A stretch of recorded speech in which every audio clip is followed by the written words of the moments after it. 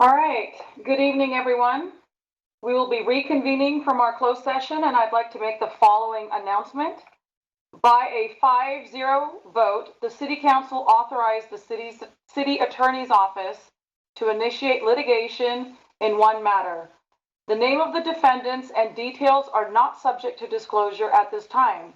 Once litigation is filed, this information will be disclosed to any person upon inquiry.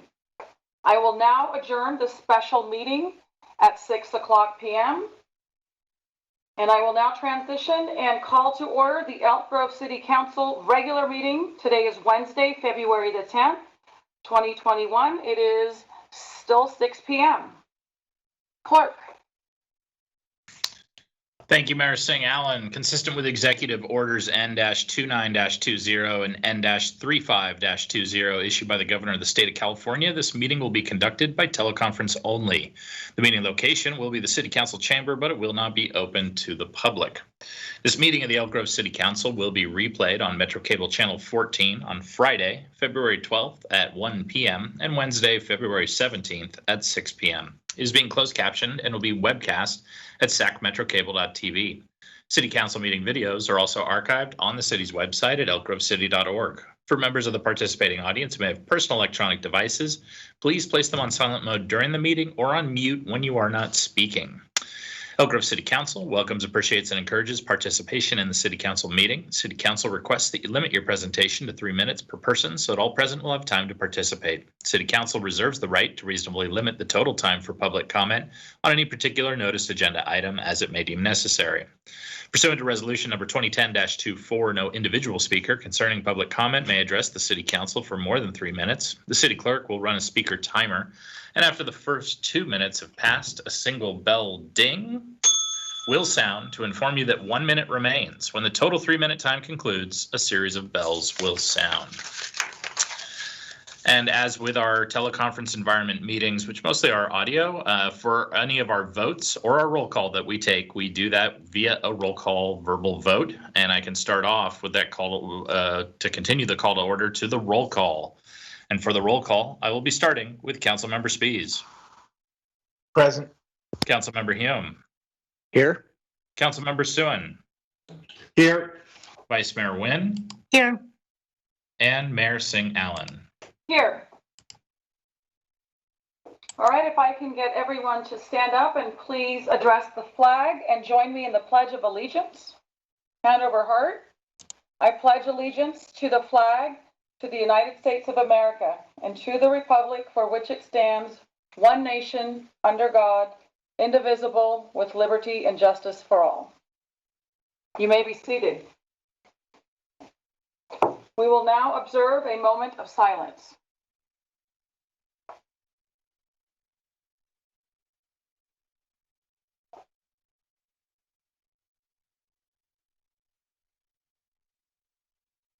Okay, next item, please. And that'll take us on to section 2, approval of the agenda. Call for a motion? Mayor, Yes. I'd like to, at the last meeting, we discussed the tobacco ordinance, and this is item 9.1 in front of us tonight. And heard from lots of advocates from both sides. And we discussed a few carve outs. And one of the things that I'm sure of is that we can do better. And so tonight, I'd like to pull item 9.1 from the agenda. However, I would like to see if we can continue the moratorium to a later date. And we may have to pull in our attorney, Mr. Hobbs, on this to see if we can do that, because I recall us talking about the moratorium and that there's a time-sensitive issue. Is that something we have to discuss tonight, or can that be moved to a later date? It can be. This is John Hobbs, your city attorney.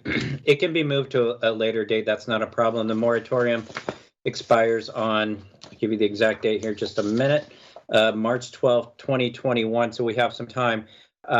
Here's what I would suggest you do, Vice Mayor Nguyen. If you want to essentially table this substantive ordinance, the amendments to Chapter 4.27, 6.22, 9.24, and the zoning provisions, that's fine. We'll just take those off calendar pending some revisions.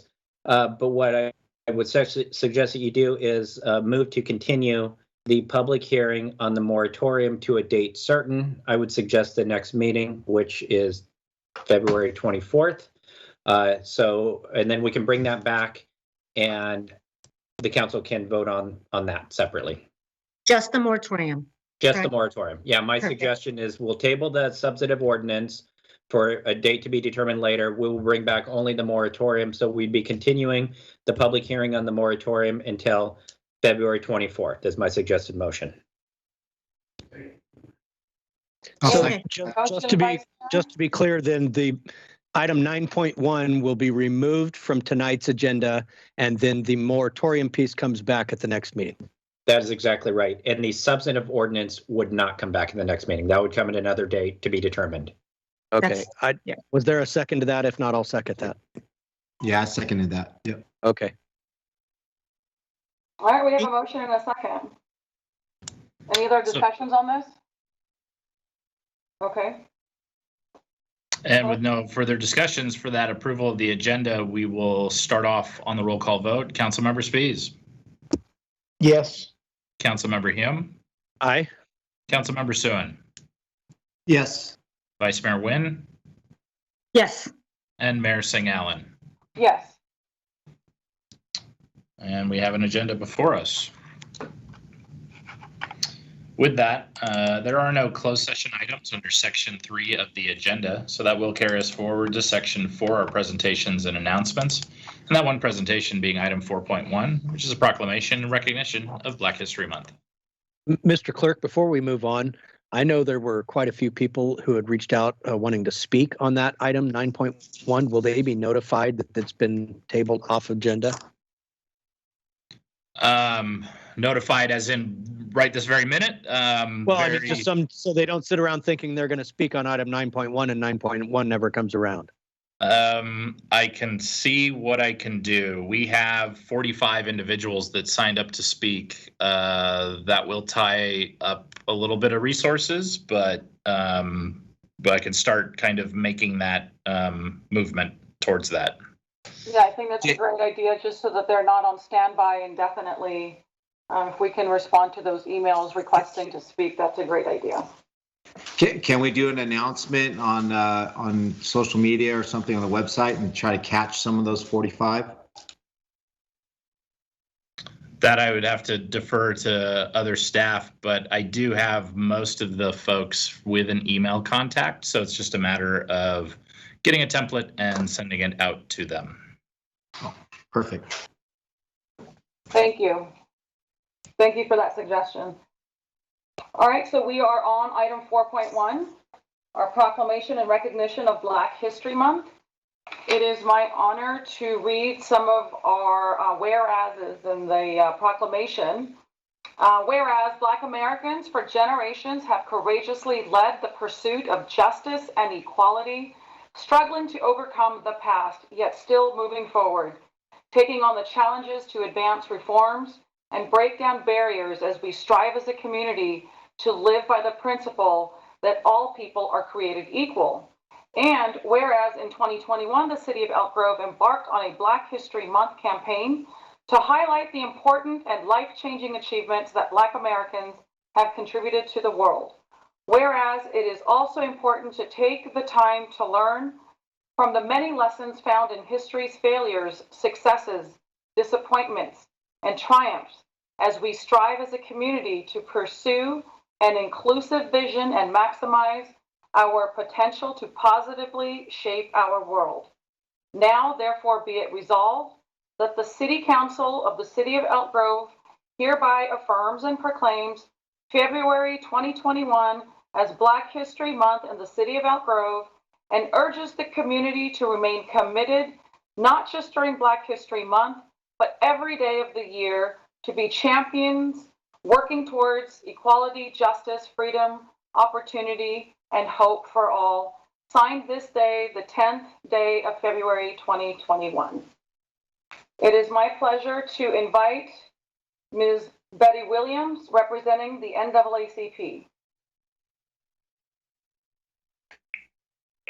Hello, and good evening. First and foremost, I would like to formally congratulate Mayor Singer Allen for her position and her history making in your position as mayor. So congratulations. I needed to formally at least say that to you because we haven't had a chance to speak. So congratulations on your history. But as president of the Greater Sacramento NAACP, as the oldest civil rights organization in Northern California with over 1,500 members in our membership roster, I am honored and consider this a privilege to receive this proclamation in honor of Black History Month from the city of Elk Grove. You have no idea how this means to not just me, but to the members and officers of the NAACP. One of our members of the NAACP is also history making within your own city, which is Miss Irene B. West, who is the first African American teacher within your city and later principal. So thank you for acknowledging, one, Black History Month, and two, remembering that NAACP is still in the fight of civil rights and honoring us with this proclamation. So thank you so much. Thank you, Ms. Williams, for all of your hard work in the NAACP and your kind words. I look forward to our continued partnership and collaboration in the years to come. Thank you so much. You're very welcome. Thank you. Okay, any other council members want to make any comments before we move on? All right, hearing none, we will move on to public comment. And for public comment, for our participating members of the viewing audience who may comment on an item not on the agenda that is of interest may comment on any item not on the agenda that is of interest to the public within the subject matter jurisdiction of the City Council. Each person will be allowed 3 minutes or less if a large number of requests are received on a particular subject. City Council cannot take action on non-agendized items raised under public comment until the matter has been specifically included on an agenda as an action item. Members of the public desiring a response to a specific question are encouraged to contact any member of the council or the city manager at any time. Those audience members who wish to address a specific agendized item are encouraged to offer their public comments during consideration of that item. And Mayor and Vice Mayor and council members, we do have 7 callers that are on for general public comment tonight. And there was 1 written comment that was received prior to the meeting that was distributed to the full city council and staff. But with that, I will have staff start pulling in our callers for the evening.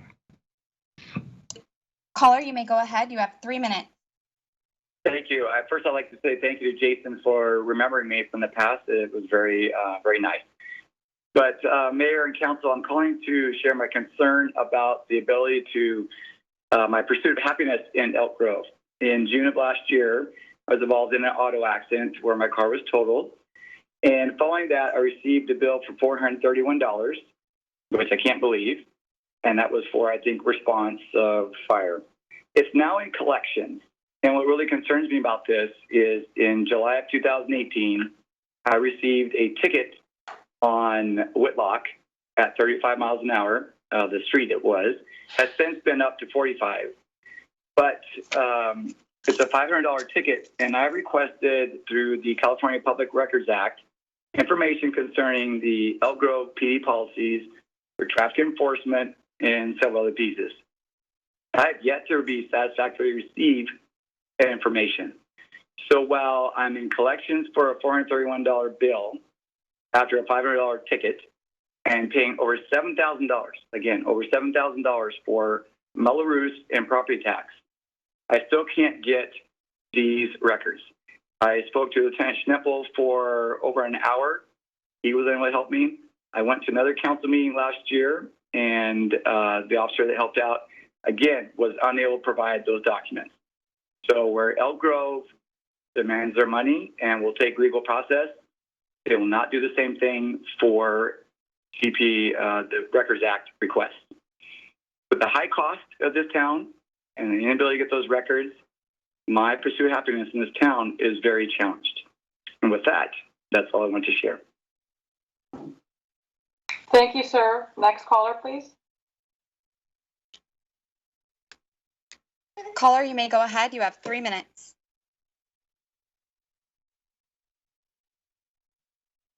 Good evening. In March of 2020, FBI warned of a potential surge in hate crimes against Asian Americans amid coronavirus. A recent study done by an Asian youth campaign showed that amid COVID-19, 1 in 4 Asian Americans in the country have personally experienced hate.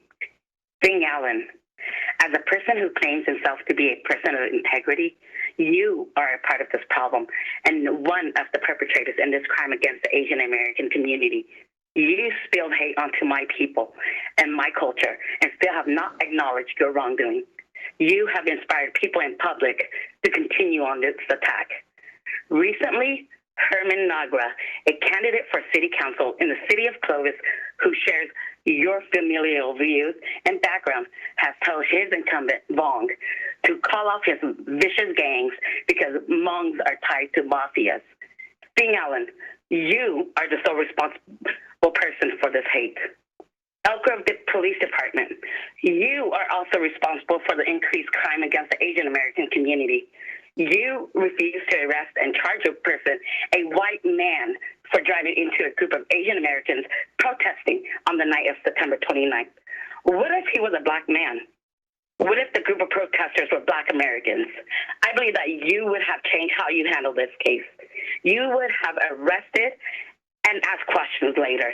You and your department is responsible for this surge in crime against Asian Americans, the Asian American community. Stephanie Nguyen and Darren Suen, you will never be one of them. You know as well as I do that Asian Americans are raised with values and morals. I know that you are afraid of speaking up against those sitting next to you because you were raised and taught to look away if the situation does not concern you.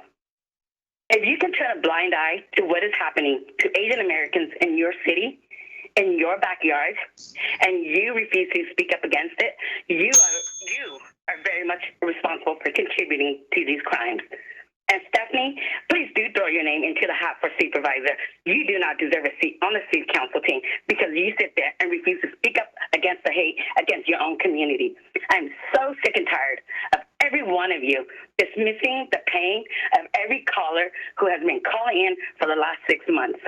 This was never about politics. This is about people like all of you who continue to dismiss the problem in this community. Asian Americans are raised to be polite, so please do not mistake our passiveness for weakness. Those days are over. Hate crimes like the one against Umai is a direct result of Bing Allen's hate towards the Asian American community, and those type of crimes will continue because all of you refuse to do anything about it. Before we can move forward and heal as a community, the rotten apple must be removed from the basket. Please get rid of Bing Allen and your police department. Thank you, caller. Your time is up. Thank you for calling. Next caller, please.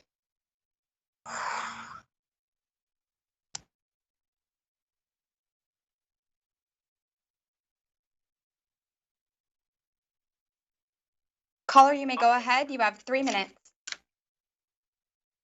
Hello, guys. Good evening. My name is Alan Vito, and I had the pleasure of speaking to the City Council last month regarding body art studios, the restrictions that Old Town Oak Grove has on body art studios.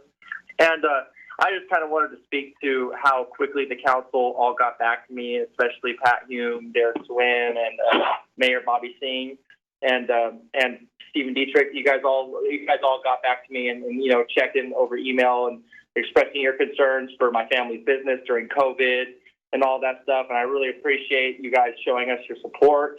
I especially want to commend Mayor Bobby Singh. She took the time to meet with my father and I. I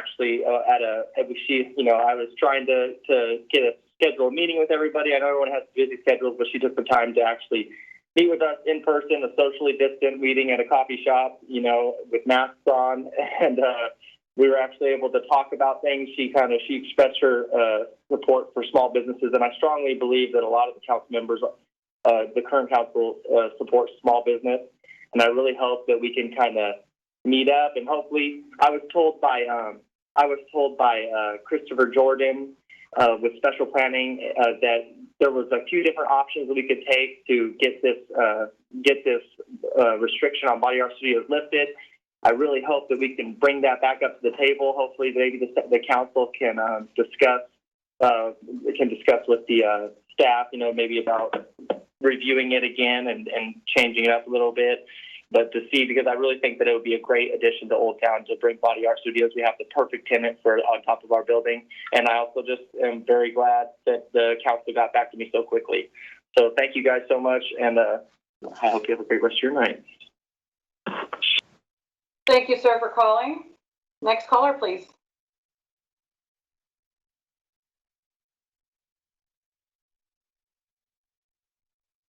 Caller, you may go ahead. You have 3 minutes. Bobby, during the 2020 election season, you not only attacked private citizens, but you also attacked an entire ethnic community. And not only did you racially profile all Hmong people who spoke out against your racism, but you engaged in and you actively encouraged racially charged statements targeting the Hmong community online, where the Hmong community was labeled by many of your supporters and associates as gangs and mafias. Even your own husband, Jake Allen, got in on the mafia comments, which you actively encouraged. But because your privilege has prevented you from understanding where we're coming from and why such labels are harmful to minority groups, let me explain to you why this is racist. The labeling of certain groups as gangs is a label driven by systemic racial biases that marginalize entire racial minority groups. Cultural stereotypes have created a very narrow conception of the term gang that is fused with violent images of racial minorities. Gang stereotypes disadvantage racial minorities and make members of society more prone to assume that crimes committed by groups of racial minorities, especially Blacks, Latinos, and Asians, are gang-related. Stereotypes not only serve to categorize, organize, and simplify the amount of complex information that we receive, they also operate to essentialize people, attributing sameness to them as well as evaluating and generalizing them as a group. Stereotyping particular groups places limits on what is expected of them, and it inhibits an understanding of the complex differences among the members of that group. Stereotyping, racial profiling, and discrimination limits the opportunities and possibilities of young racial minority people. It is incumbent on our institutions to pay attention to the conditions, the policies, the practices, programs, and individuals, that's you, carrying out these policies, which perpetuate stereotyping, and in doing so, build conditions that facilitate respect and appreciation for the human rights of minorities. The statements by you, your husband, some of your supporters, colleagues, and associates has led to a resurrection of the notion of inherent criminality among Asians, and in particular the Hmong. These stereotypes deny us our individuality and our inherent right to construct our definitions of what it means to be an Asian American, and more specifically, in this case, a Hmong American. So tell me, Bobby, would you have dared to encourage online conversations labeling Latinos or African Americans as gangs and mafias? Or, like those who have been targeting the Asian American community, like in the case of Umai Bar and Grill, or those two Asian women here in Elk Grove who were recently attacked and robbed in broad daylight in front of their home, did you decide that the Hmong community was nothing more than an easy target for you? Thank you, caller. Next speaker, please.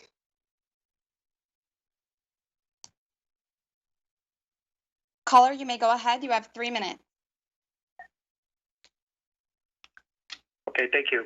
Thank you for the opportunity to speak tonight. I called in previously and I spoke to the City Council how you released the Kragan on us. Bobby Singh Allen, you racially profiled Hmong men, and as a result of that, your staffer, Linda Vu, has attacked me on social media, and I told you specifically on my last call that they also slashed my tire. Tonight, I want to talk about more harassment, intimidation, and endangerment by Bobby Singh Allen's associates. On the March for Justice protest, a white truck had passed by the protesters, slowed down, changed gear to a lower gear, and then punched his car or truck to try to smoke out the protesters. And then during the mayoral debate at the Wackford Center, your brother, Jake Gramble, Bobby Singh Allen, drove to the front and yelled, "You effing Asians." And then he later drove to the back of the building into a crowd, nearly hitting an 8-year-old boy and some protesters. This is not a victimless crime. This is a hate crime. And it continues today. Bobby Singh Allen, in closing, you created this mess. You need to tell your associates to stop it before someone gets hurt. Elk Grove is not a safe city for me. It's not a safe city for my friends because of you and your associates. And I would hope that the city council, Stephanie, as well as Darren, the two of you step up and do what is right. You proclaimed in June 9th that Elk Grove will not tolerate hate and racism, yet all of you sit on your hands while this is going on. Step up and do the right thing. Thank you. Thank you, caller. Next caller, please.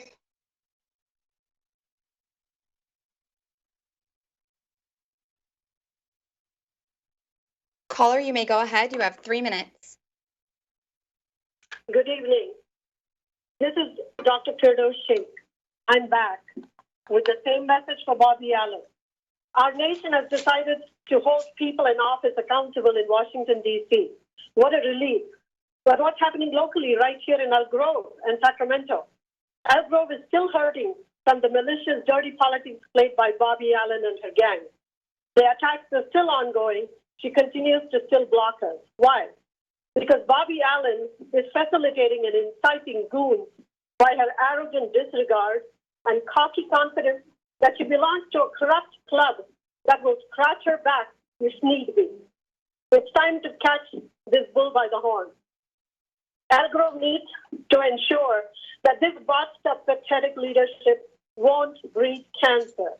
Word is out that City Council members, specifically Pat Hume, is fed up of the public comment and wanted this to be pushed as a last item so they can flip out.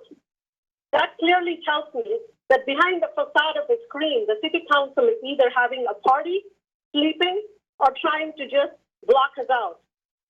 Why? Because Bobby led this show. The show and the facade goes on. Bobby thinks she just needs to shut people up when the 3 minutes is up, right in the middle of a sentence. What a giveaway, Bobby. It's clear you aren't listening. Steve Lee was always courteous. He listened and waited for us to complete a sentence to end our thought before he politely reminded us that time was up. But you scream and shut us up, and sometimes even after 2 minutes because you aren't listening. Bobby Allen wants to deny that her hate crime is continuing to propagate crimes against the Asians. The media continues to block us. Media has not cared to report how the Hmong people are hurting. The Asians are being attacked. The divisiveness is going on, and Bobby continues to pretend nothing is happening. Mayor Dial Steinberg's family got attacked. Private citizens are getting attacked. Bobby Allen and her goons are attacking the private citizens of Elk Grove. What type of communication is this? Darrell said, let's go to the city council to talk. How come that 100 voices that came to the city council were blocked by a pathetic Stephanie Wynn, Pat Hume, Darren Soon, and Steve Dietrich? They continued to ignore the people, and so did Bobby. I hope you're getting the message that we are not going to take no for an answer, Bobby Allen. You deserve to step down, resign, or say that you're sorry to have created this hate and divisiveness in Elk Grove. It's not over. Thank you for calling. Next caller, please.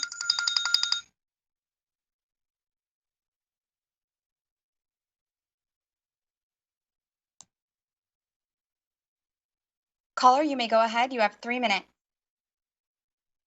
My question tonight concerns not just Bobby Singh Allen, but the entire lukewarm city council composed of Hume, Steve, Wen, and Soon, who have sat back and let their true colors show in the past few months. So my question is, whatever happened to the grand jury investigation against former Mayor Steve Lee, that you all so adamantly supported when it came to exploring the accusations that were sprouting against him, like tiny little weeds on the field of political battle last fall.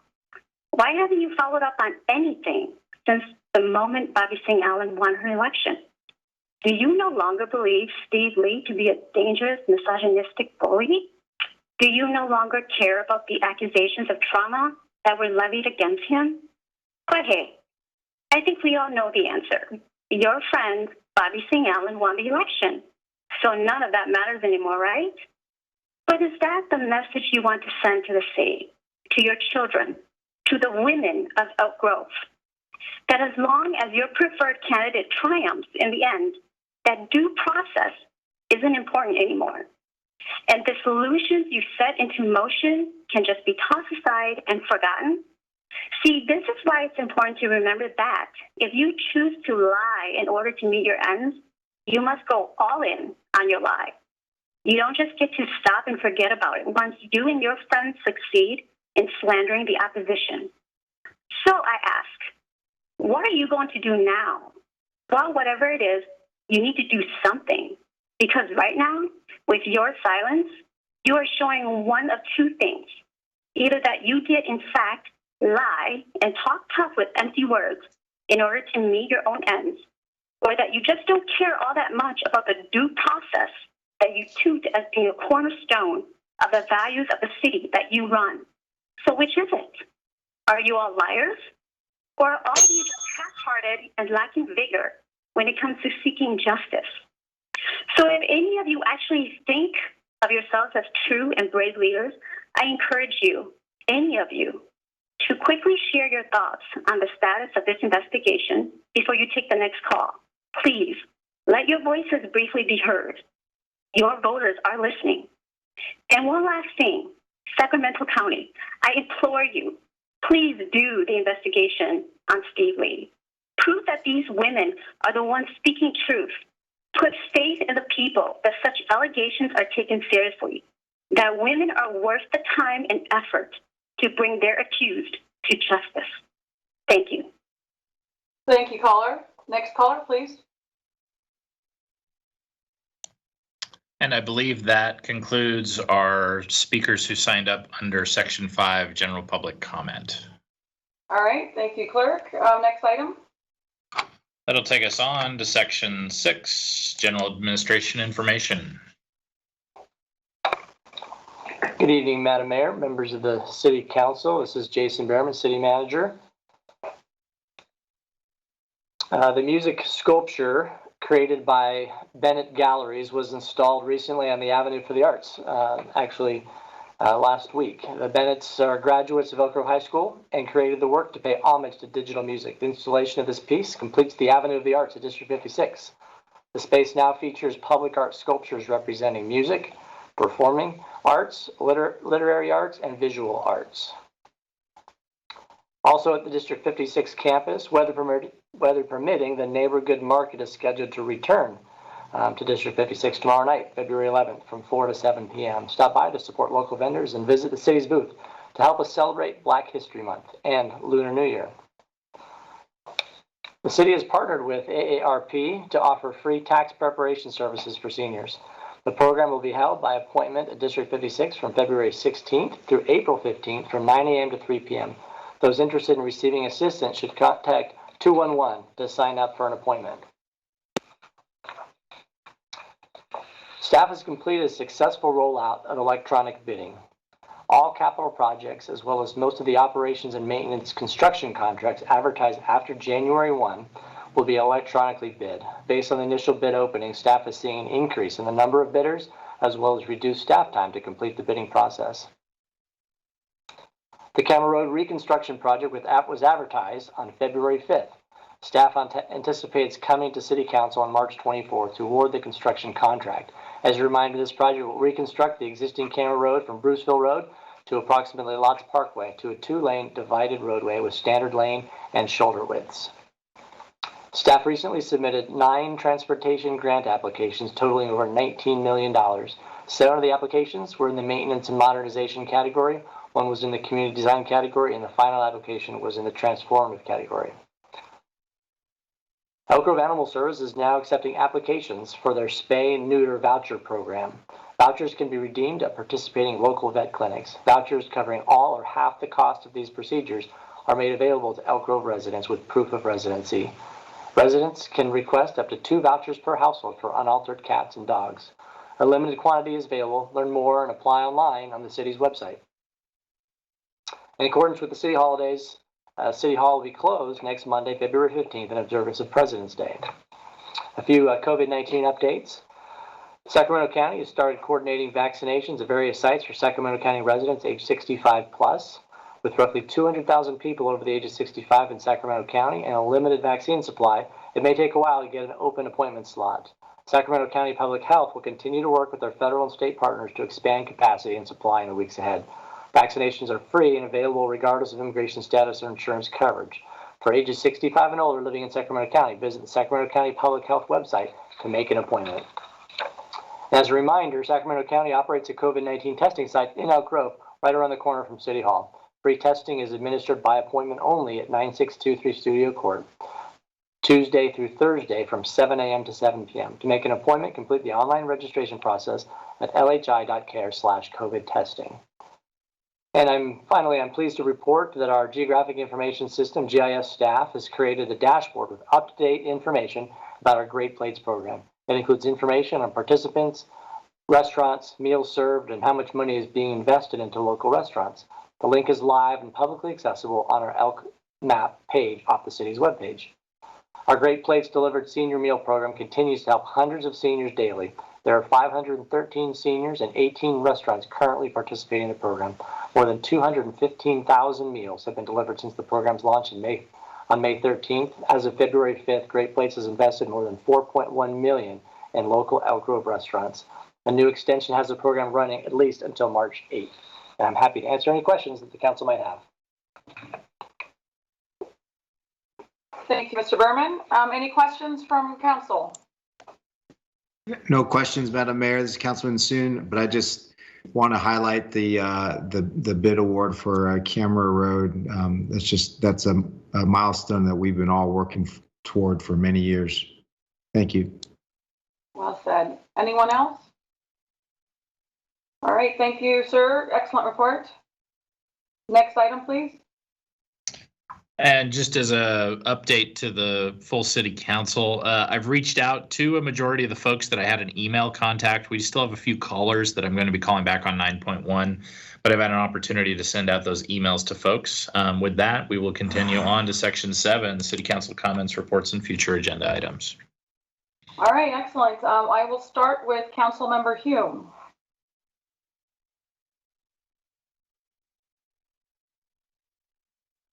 My apologies, you caught me off guard there. Oh, sorry. So as far as a report for meetings, I had a paratransit board meeting where I was selected to be the secretary treasurer for the board. So I look forward to continuing to serve there. Had the Connector Joint Powers Authority meeting on last Friday. Nothing to report from that board meeting, but we are undertaking a strategic planning process in order to get the board and the executive director aligned and try and figure out how we can be more effective as an agency. And then this morning had the sanitation district board meetings.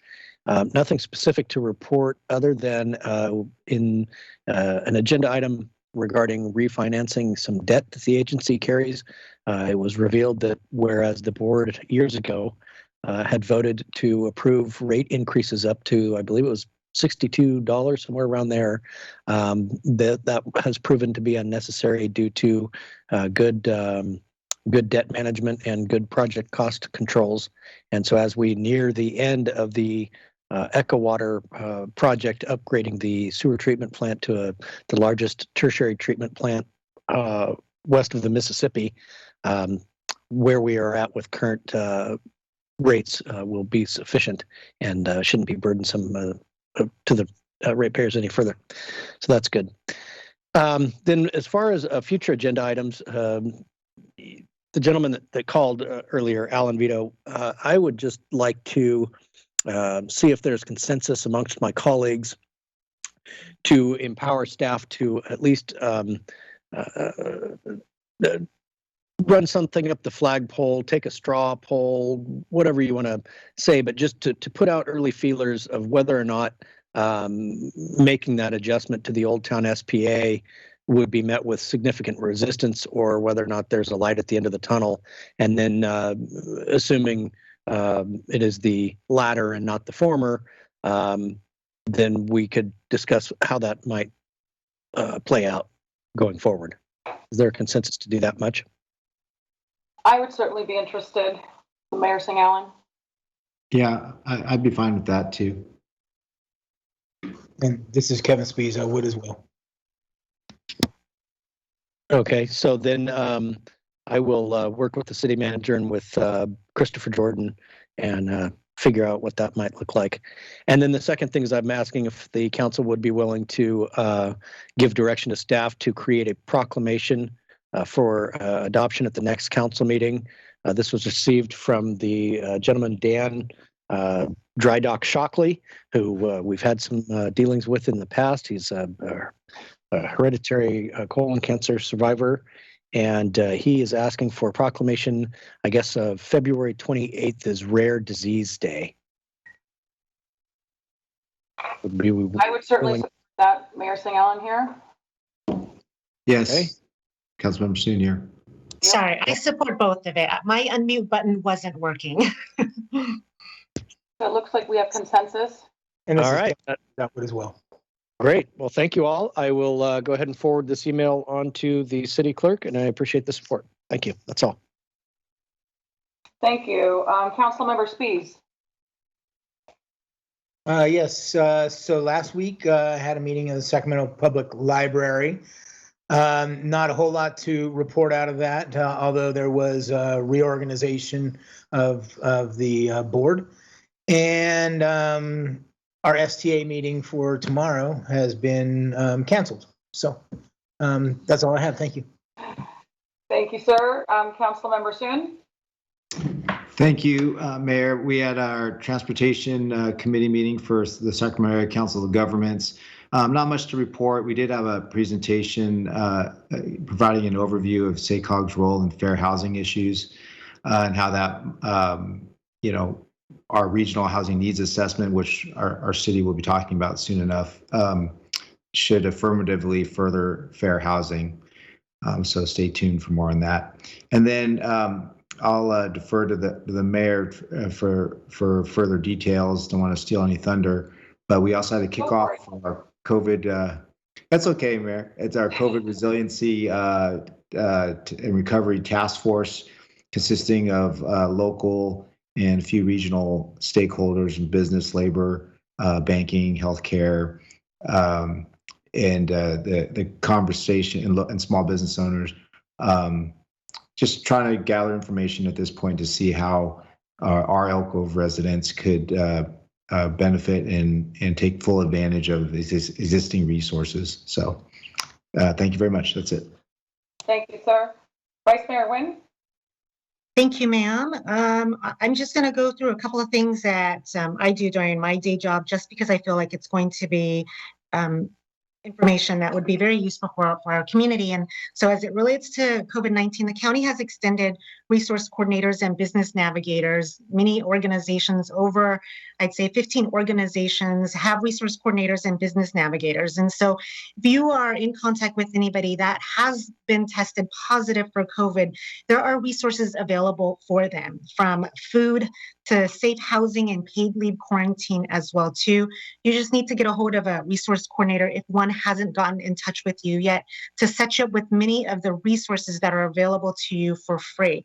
In addition to that, there are business navigators. The business navigators will visit your small business and provide you with PPE materials, access to loans, access to financial assistance, and even things like OJT, on-the-job training, where they can assist you and subsidize employment, either giving you employers where they would pay for their first 360 hours up to 100% of those 360 hours. And just so that way, if there's anybody listening, there are quite a few resources that are available to you as an individual, as a resident, or as a business owner. In addition to that, the county has also extended now to do, as Mr. Bierman talked about, the testing sites. And now what we're moving towards is more of a self-test and self-swabbing. And these testing sites are located all through the entire of Sacramento County. My organization is a testing site, and we will be doing walk-ups. I know Mr. Bierman talked about by appointments only. We will be doing walk-ups on Thursdays all day, starting this next Thursday here. It'll be every Thursday all day. You can make an appointment, or you can also walk up as well too. Additionally, we've been working with Dignity Health in making sure that everybody received their flu vaccines. Well, now Dignity Health has partnered with us to be able to do a COVID vaccine drive-through for those they're 65 and older, and that's happening on the 15th. It is a drive-through strictly. However, if anybody walks up, we can accommodate that as well too. Dignity Health was gracious enough to share 500 vaccines with our organization. And what we were able to do was register folks so that way they can be able to get their vaccine on Monday. I was able to register a few Elk Grovians, and I have to tell you, I mean, the joy, I can hear the tears coming through the phone. And I told them it was just something that brought tears to my eyes when I was able to say that we're going to be able to offer this to our community, and hoping that this is something that we'll be able to do on a weekly basis, because we're going to all need to jump in order to get our entire community vaccinated. And then I also want to talk about tax prep. I know Mr. Bierman talked a little bit about that through AARP, but just so that folks know, things have changed quite a bit through AB 1876. And that is now, if you are 18 years and older and earn less than $30,000 in 2020, you are eligible for Cal EITC, which may earn you up to $8,000 cash back. And then for those that earned less than $65,000 in 2020, you are also eligible for free tax prep as well too. As COVID hit, many people lost their job and they were on EDD. So this new bill here will assist many people in making sure that they get their taxes, their tax credit back as well. Then I also want to say happy eve of the Lunar New Year. As a Vietnamese American, Lunar New Year is a very special tradition in our family. Most people call it Chinese New Year, but they don't realize that Lunar New Year is celebrated by not just the Chinese, but the Vietnamese, the Korean, and the Yu Minh community as well too. My organization will be doing a drive-through Lunar New Year this year, because everything is touchless now and drive-through. We wanted to make sure that families had the opportunity to have their kids be able to still experience some type of a Lunar New Year, where there will be dragon dancers, lion dancers, red envelopes, red eggs, and also treats that are given out. This is the year of the ox, folks. So if you're born in this year, this is your year: 1937, 1949, 1961, 1973, 1985, 1997, 2009, and of course 2021. And just a couple of fun traits. They are diligent, gentle, hardworking, reliable, patient, materialistic, and stubborn. And I just wanted to share so that folks know some of the things during the Lunar New Year that we're allowed to do and not allowed to do. And I, believe it or not, practice all of these. And that is, you are to have happy thoughts, because anything that is negative will set the tone for the whole entire year.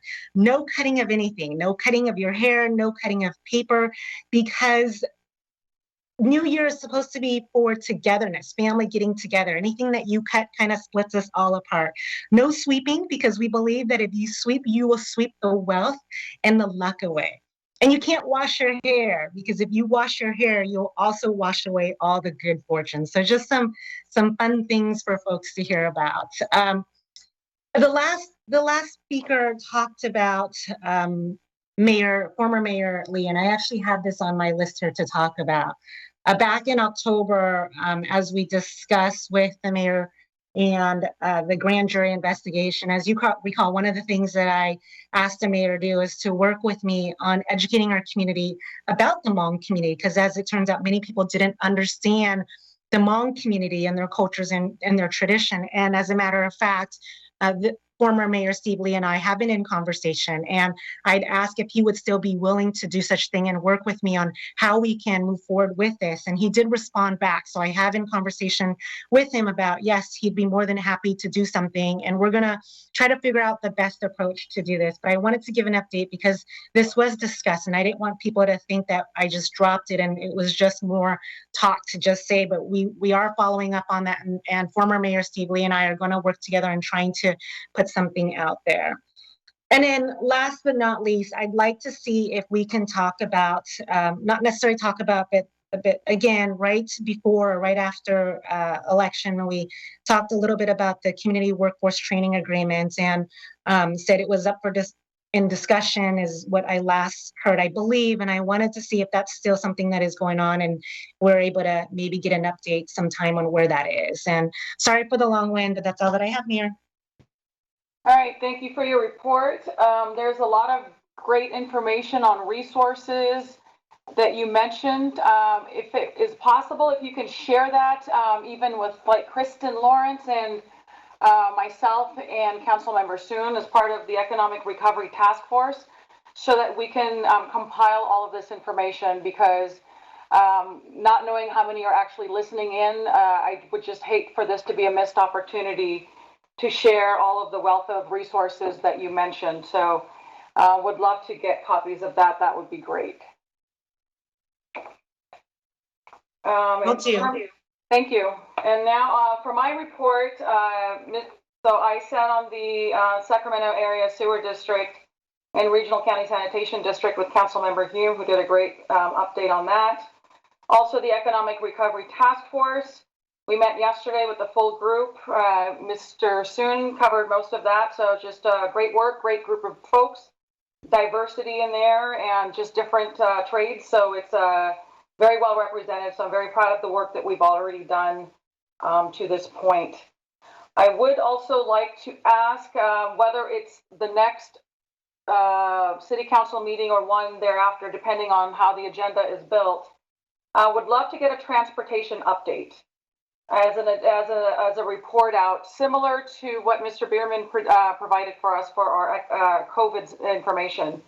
It would be very helpful for myself, and I'm sure for my other new colleague, Councilmember Spies, to get an update. Basically, that would include the status of the light rail project, the smart city, synchronized lights, JPA, all of that stuff. So I did already bring this up to Mr. Bierman for a future agenda item as a presentation, and would love to get that information in a format that we can all have at the same time and have the same information rather than trying to find it and navigate through the website and asking different staff members. So if we can get a transportation update, whether it's at the next council meeting or a future meeting, I'm open to that, but would definitely like to see a transportation update.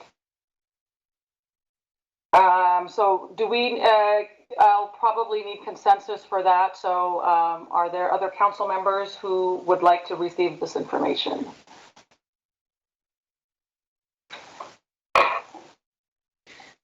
This is Hume. You can put me in the yes column. Thank you, sir.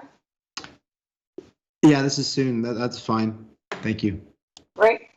All right, we have consensus. Mr. Bierman? Yes, we'll bring something back to the council. Thank you. And then the last item, starting the next city council meeting, I intend to put my camera on. You know, we're one of the only cities that does not actually use the camera portion.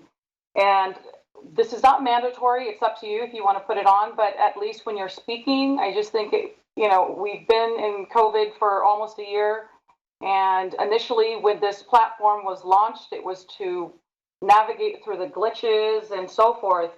But I think the time has come because we really don't know when we will be able to meet in person. So I intend to put my camera on when I'm speaking, and I've spoken to Mr. Bierman as it relates to staff.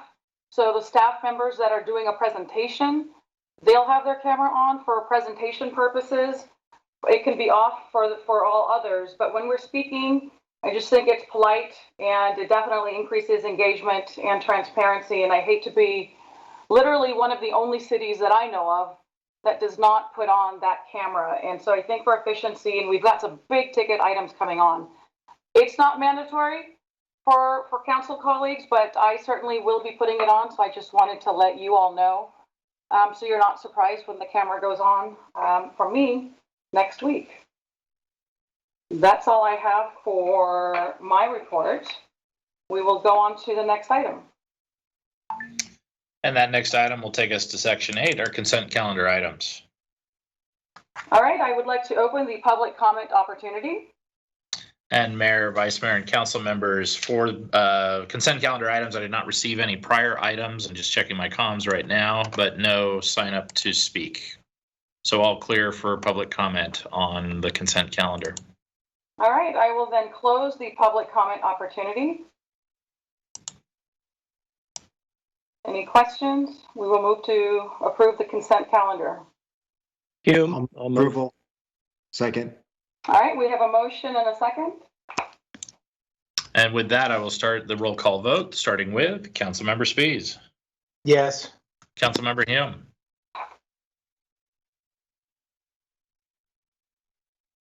We'll try one more time. Councilmember Hume, you might have been on mute last time. I was on mute and I couldn't get my screen open. Aye. Fair enough. Councilmember Suen. Yes. Vice Mayor Nguyen. Aye. And Mayor Singh Allen. Aye.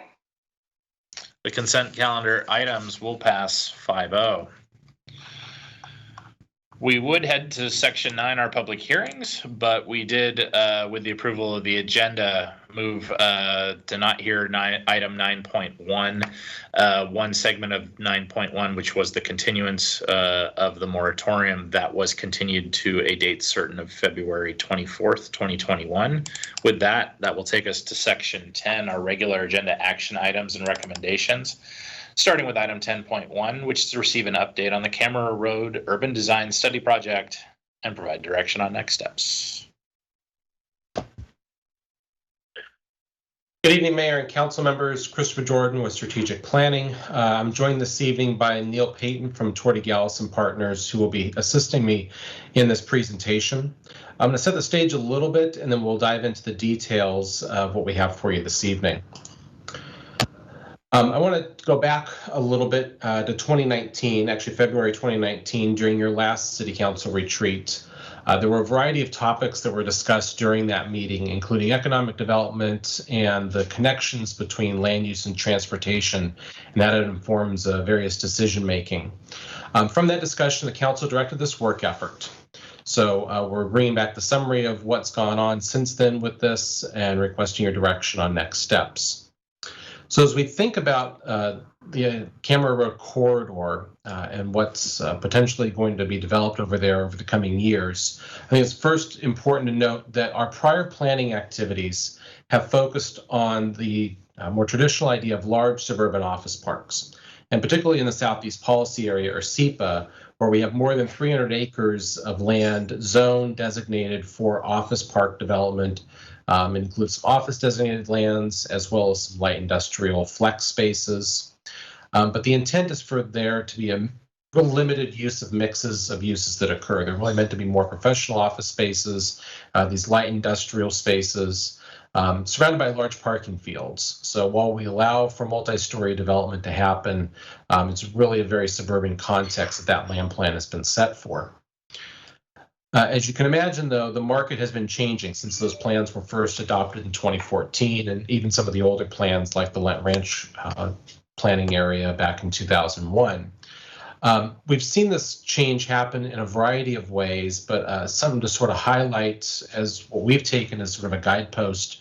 If you remember a few years ago with the Amazon Headquarters 2 project, they put out a national search or North American search for potential sites to expand their office footprint, and ultimately landed it in a suburban community for sure, but one with a very urban context, and that being the suburbs outside of Washington, D.C., the Crystal City National Landing area.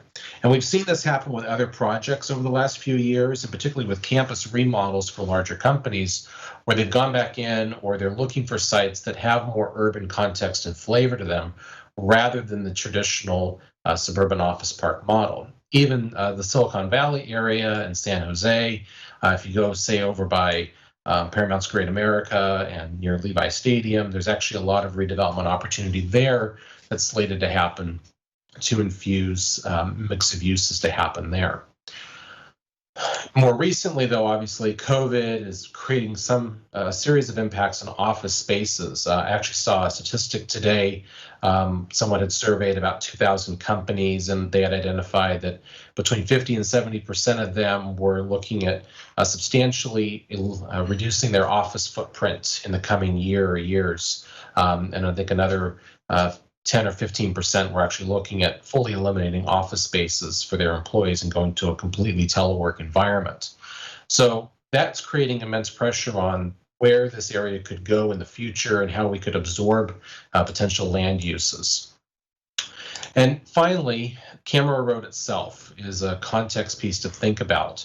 All the prior planning and design work that's happened along there is for this idea of an expressway concept, something that moves you from I-5 to 99 and then further on across the region, really at high-speed opportunities, be able to push as many cars through as possible in a short period of time. But I think it's important to point out, and something we've really noticed through our work in this project, this area is a destination on the corridor. It really is a landing place for folks, whether you live in Elk Grove or work in Elk Grove. This is a key location and destination on the corridor. And there's an opportunity here to build off of that as a basis in how we move forward with potential development along here.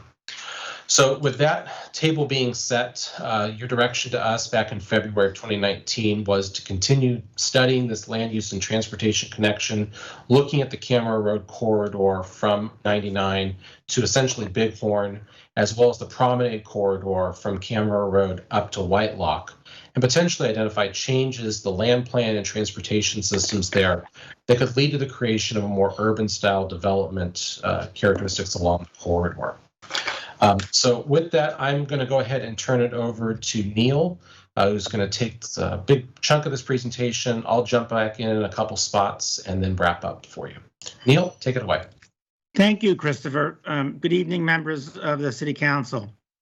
I'm Neil Payton with Twitty Gallus and Partners, and we've been working with your team in Elk Grove for, I guess, the past year and a half on this effort.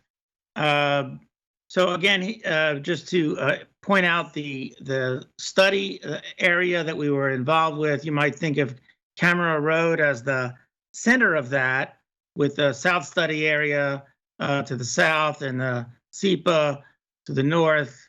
You can go move it ahead. When we first started, we really looked at the idea of what would, we know what 20th century drivable employment centers look like. Silicon Valley is a great model of that. But what does the 21st century walkable employment center look like? And we say walkable as opposed to drivable because we know from all of the data that walkable employment centers are where the market is headed. And in fact, that's even potentially more true after COVID than before, because the idea of experience, the idea of making places that are more well-rounded has become even more critical. And so while the downtowns of some of our major cities in the country, places like San Francisco and Manhattan and Los Angeles, may be hurting right now because of the pandemic, smaller communities, I'm sure such as your own, are actually doing quite well, even the kind of urban areas of those, because folks still want, as much as possible, an experience of place, and as much as health permits, to be around other people. So the idea is, how do you plan for that, particularly using the idea of a new roadway as the kind of catalyst for that? Next.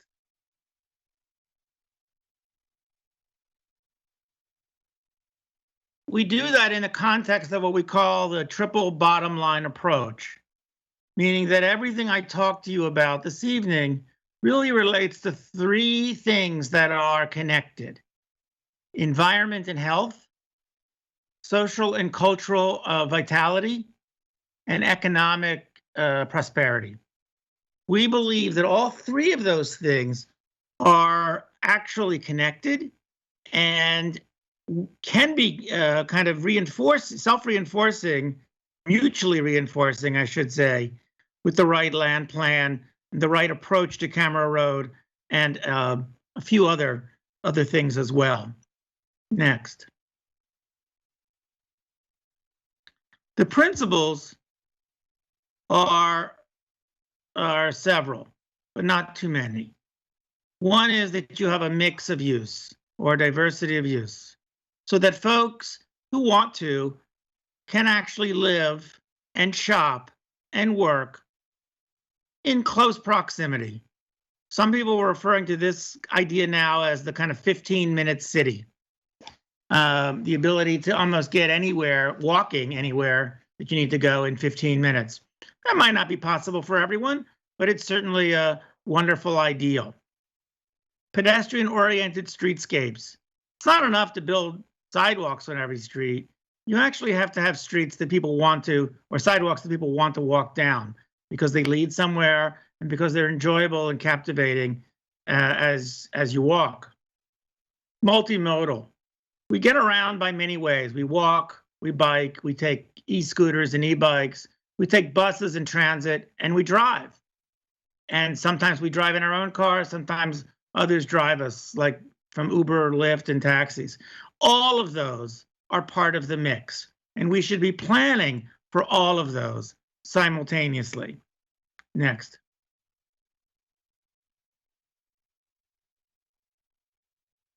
That idea of multimodality, of pedestrian orientation and a diversity of uses leads to a concept that you've identified and you really articulate in your general plan called great streets.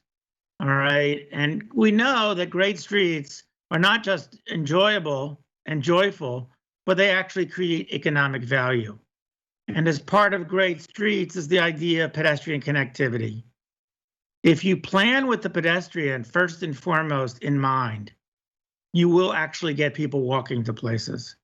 But if you plan for the car first and foremost, it's really, it's naive then to wonder why people don't walk anywhere, because ultimately we haven't planned for that. Next. The final key principle would be the idea of making great places.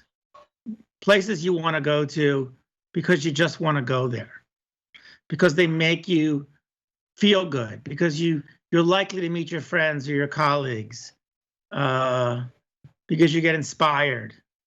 These are the places we love. Next.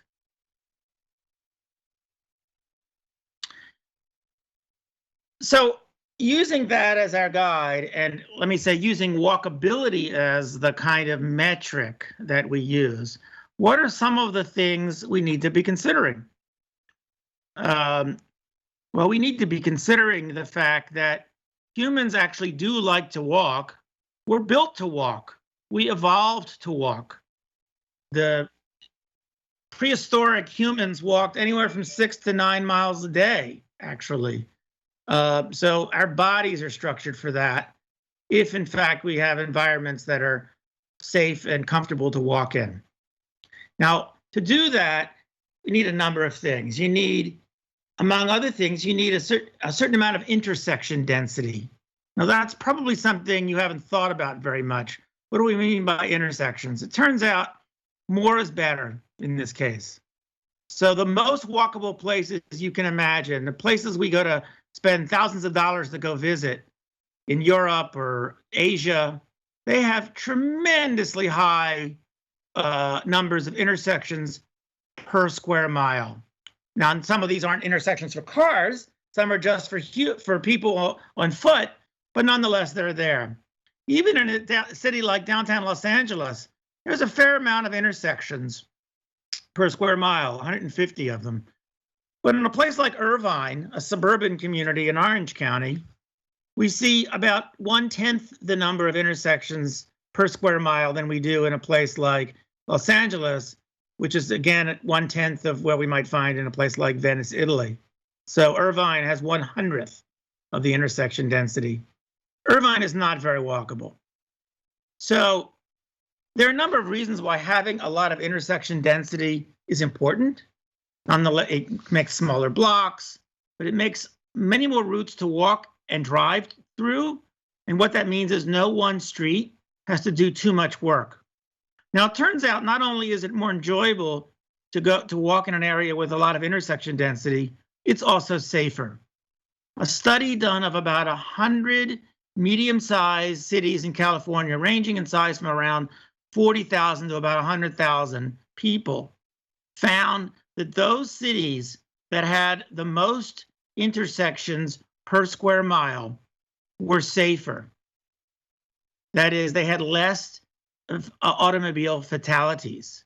Not only that, they had more people walking, biking, and more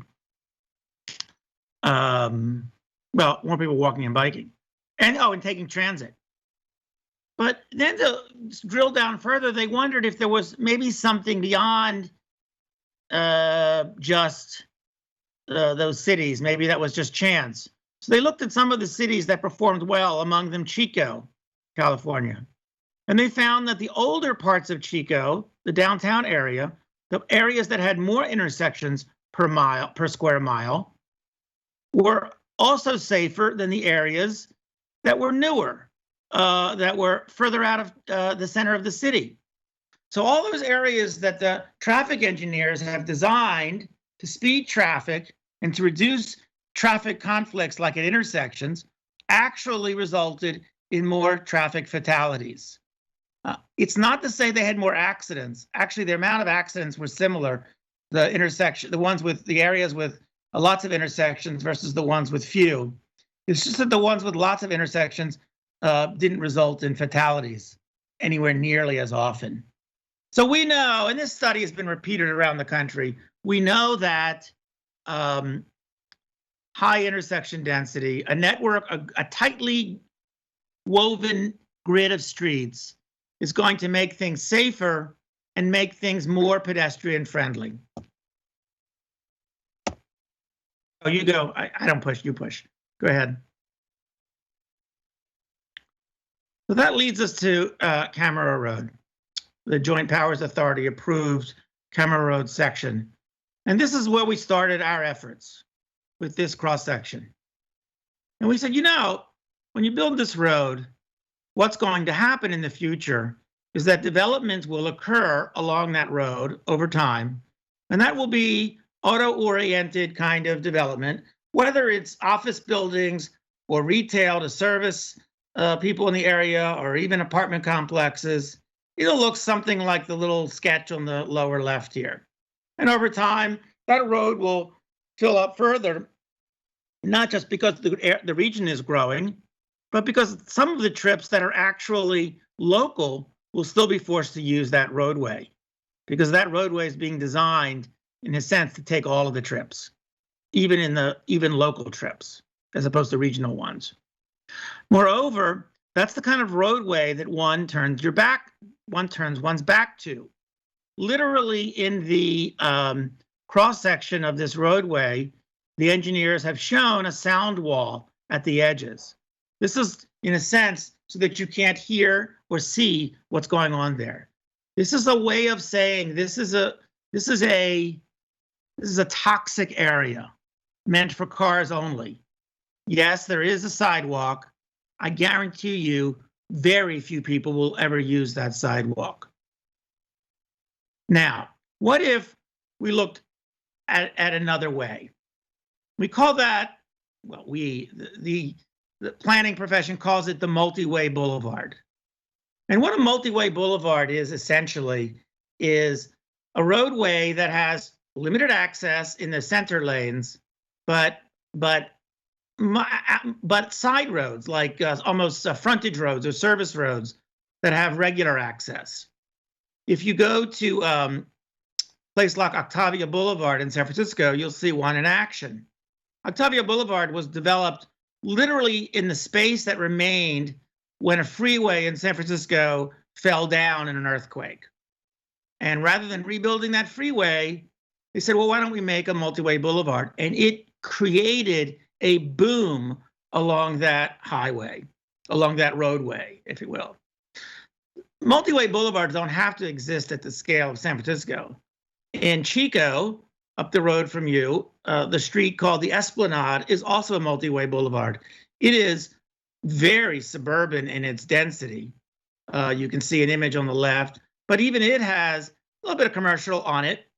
Multi-way boulevards allow buildings to face the streets themselves, to face right up to them, to have commerce on them. They're enjoyable because they're actually subdivided into areas for fast-moving traffic and slow-moving traffic, with usually a median of trees separating those. You see another example, a little less elegant, but still present in Millbrae, in south of San Francisco. It's one-sided though. It's not on both sides of the street. And then mislabeled at the lower right is actually a street in Brooklyn, New York, but equally lovely. It's at the scale we might imagine Camera Road to become at some point, with buildings facing the street, but really the frontage road, not the main street itself. So you can go ahead. So the multi-way boulevard, in a sense, goes from that, next, and it tries to move to the image on the right.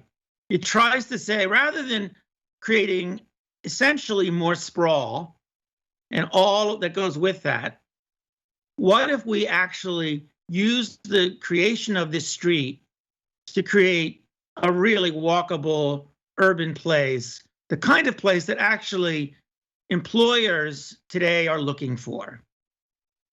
Next. Which leads to another idea about Camera Road. A roadway that would take exactly the same amount of room as the existing, I should say that it is the JPA proposed cross-section, uses the exact same right-of-way, but proposes a different arrangement. In this case, through travel lanes in each direction rather than three, and then slower moving roads on the sides, these frontage roads, with parallel parking on those roads and bike lanes and wide sidewalks for storefronts or businesses or even residences that might be living along that street. And importantly, you don't need a sound wall here, because this is a space that you occupy.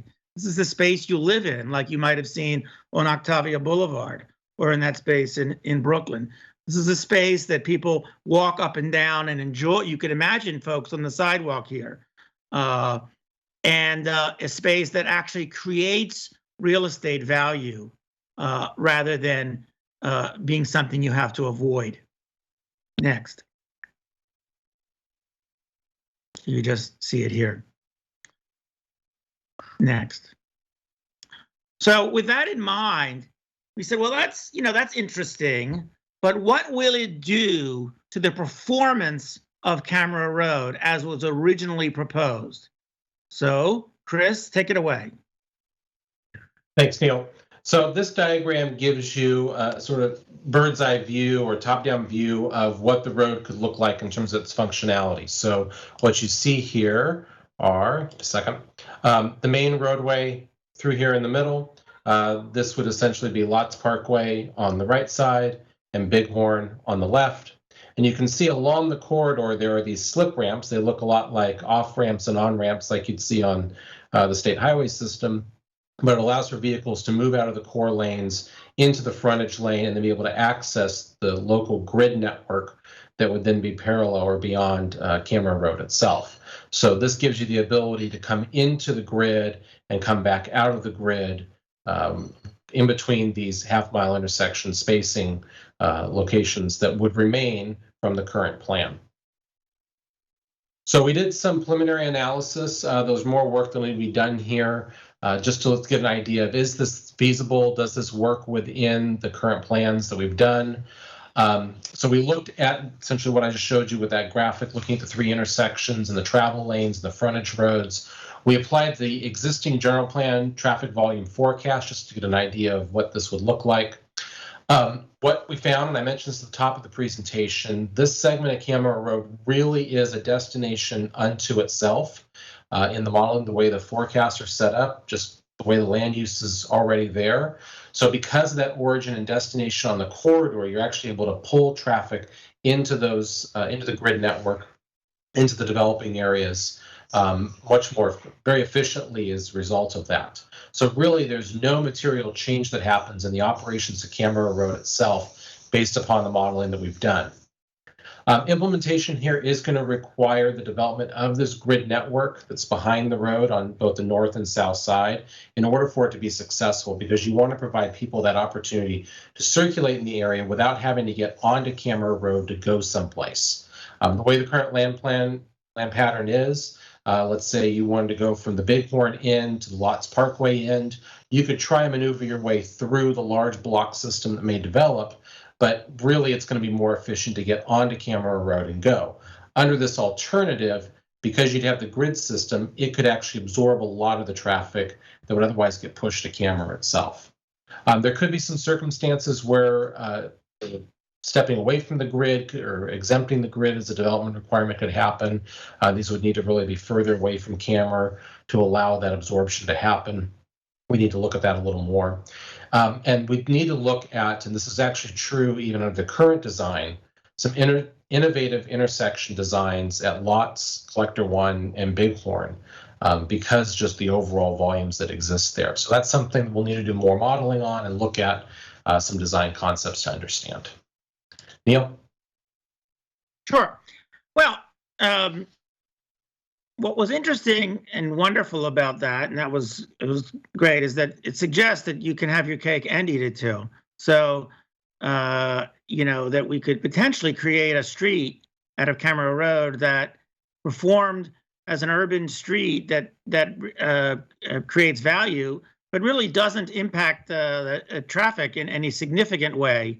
And as Chris pointed out, and Christopher pointed out, in part because many of the local trips are now no longer need to be on Camera Road because a street grid behind it allows those local trips to be made.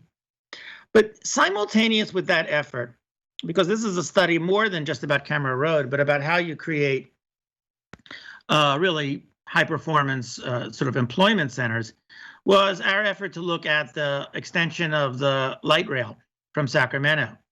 And knowing that that had already been sort of planned and to some extent, looking at whether or not there might be some tweaks that might be appropriate or necessary to really make this idea sing.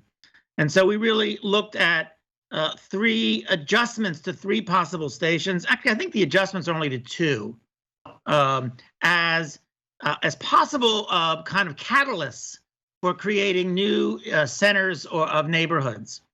And when I say neighborhood, I don't necessarily mean just a residential neighborhood. It might be a neighborhood of employment or mix of uses and the like.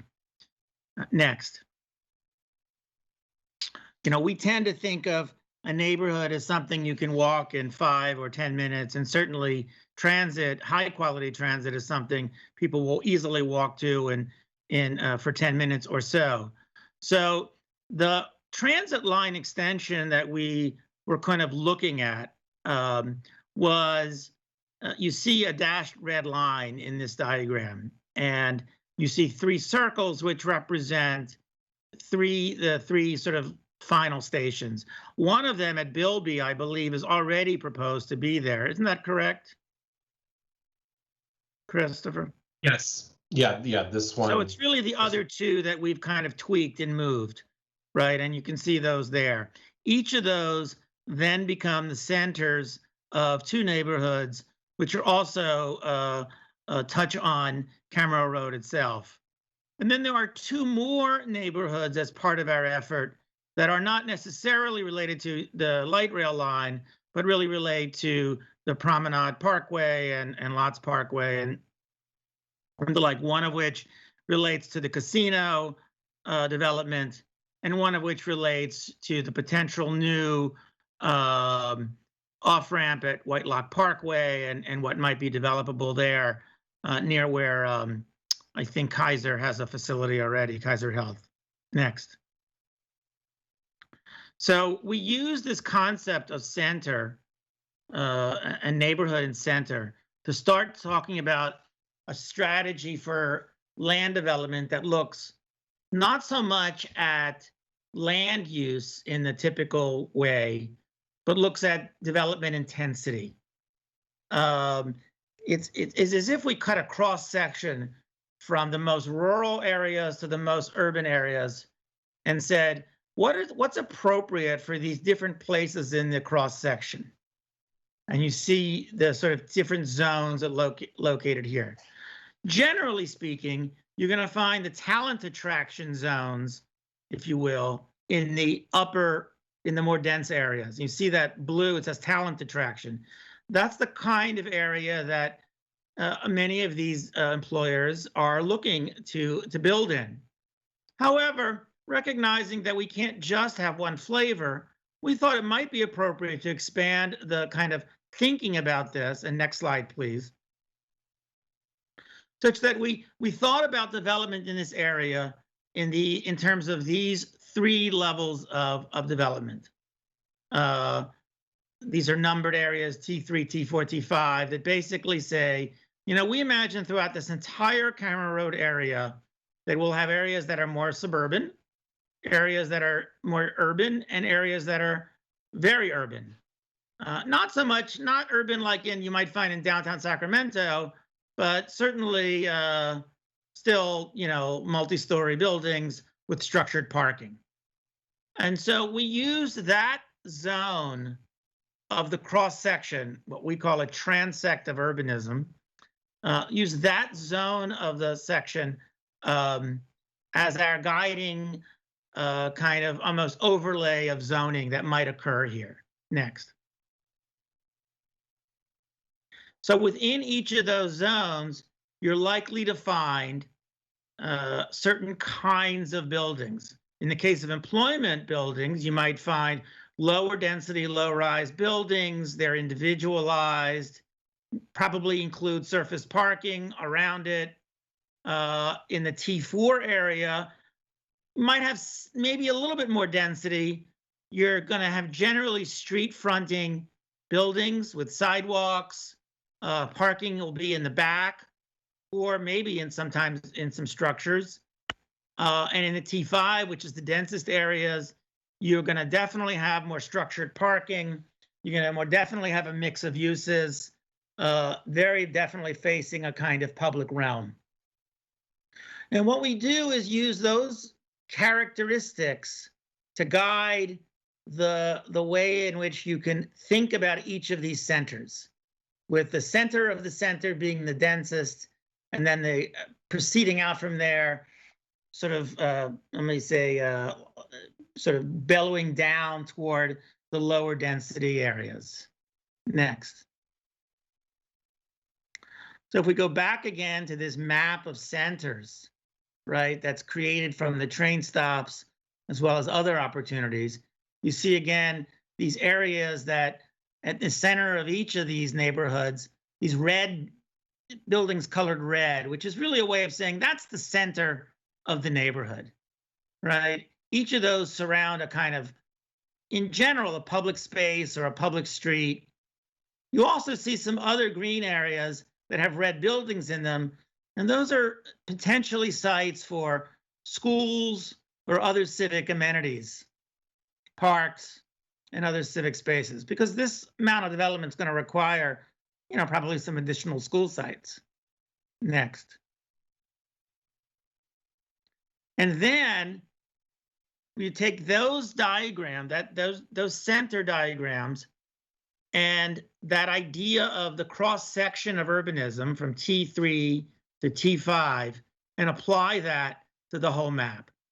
So the sort of mauve area is T5, and you see that only shows up in really one of these centers, right? It's sort of, let's say, center 2 from the left to right. All right, that's right there, exactly. That's where you might find the most intense development. It includes part of Camera Road. It includes one of the rail, potential light rail stations and the like.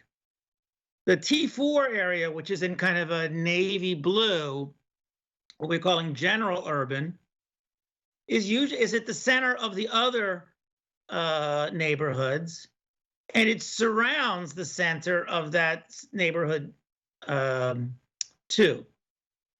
Then there's kind of a, I don't know what color would you call that, a sort of lavender, which is what we're calling T3.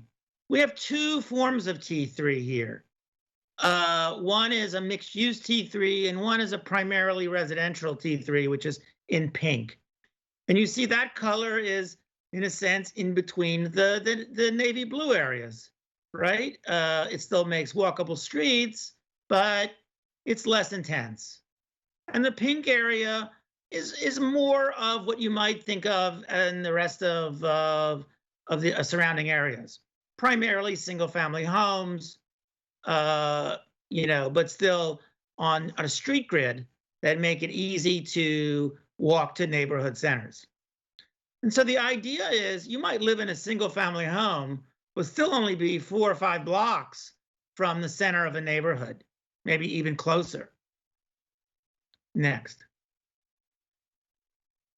And just to show you what that might mean if it were built out, we're going to quickly take you through each of these centers with one slide per center. So here's center 1 at Bilby Road, where we have a potential transit station, right? And you can see the buildings are, for the most part, 2 and 3 stories with a little bit of buildup right at the transit station itself.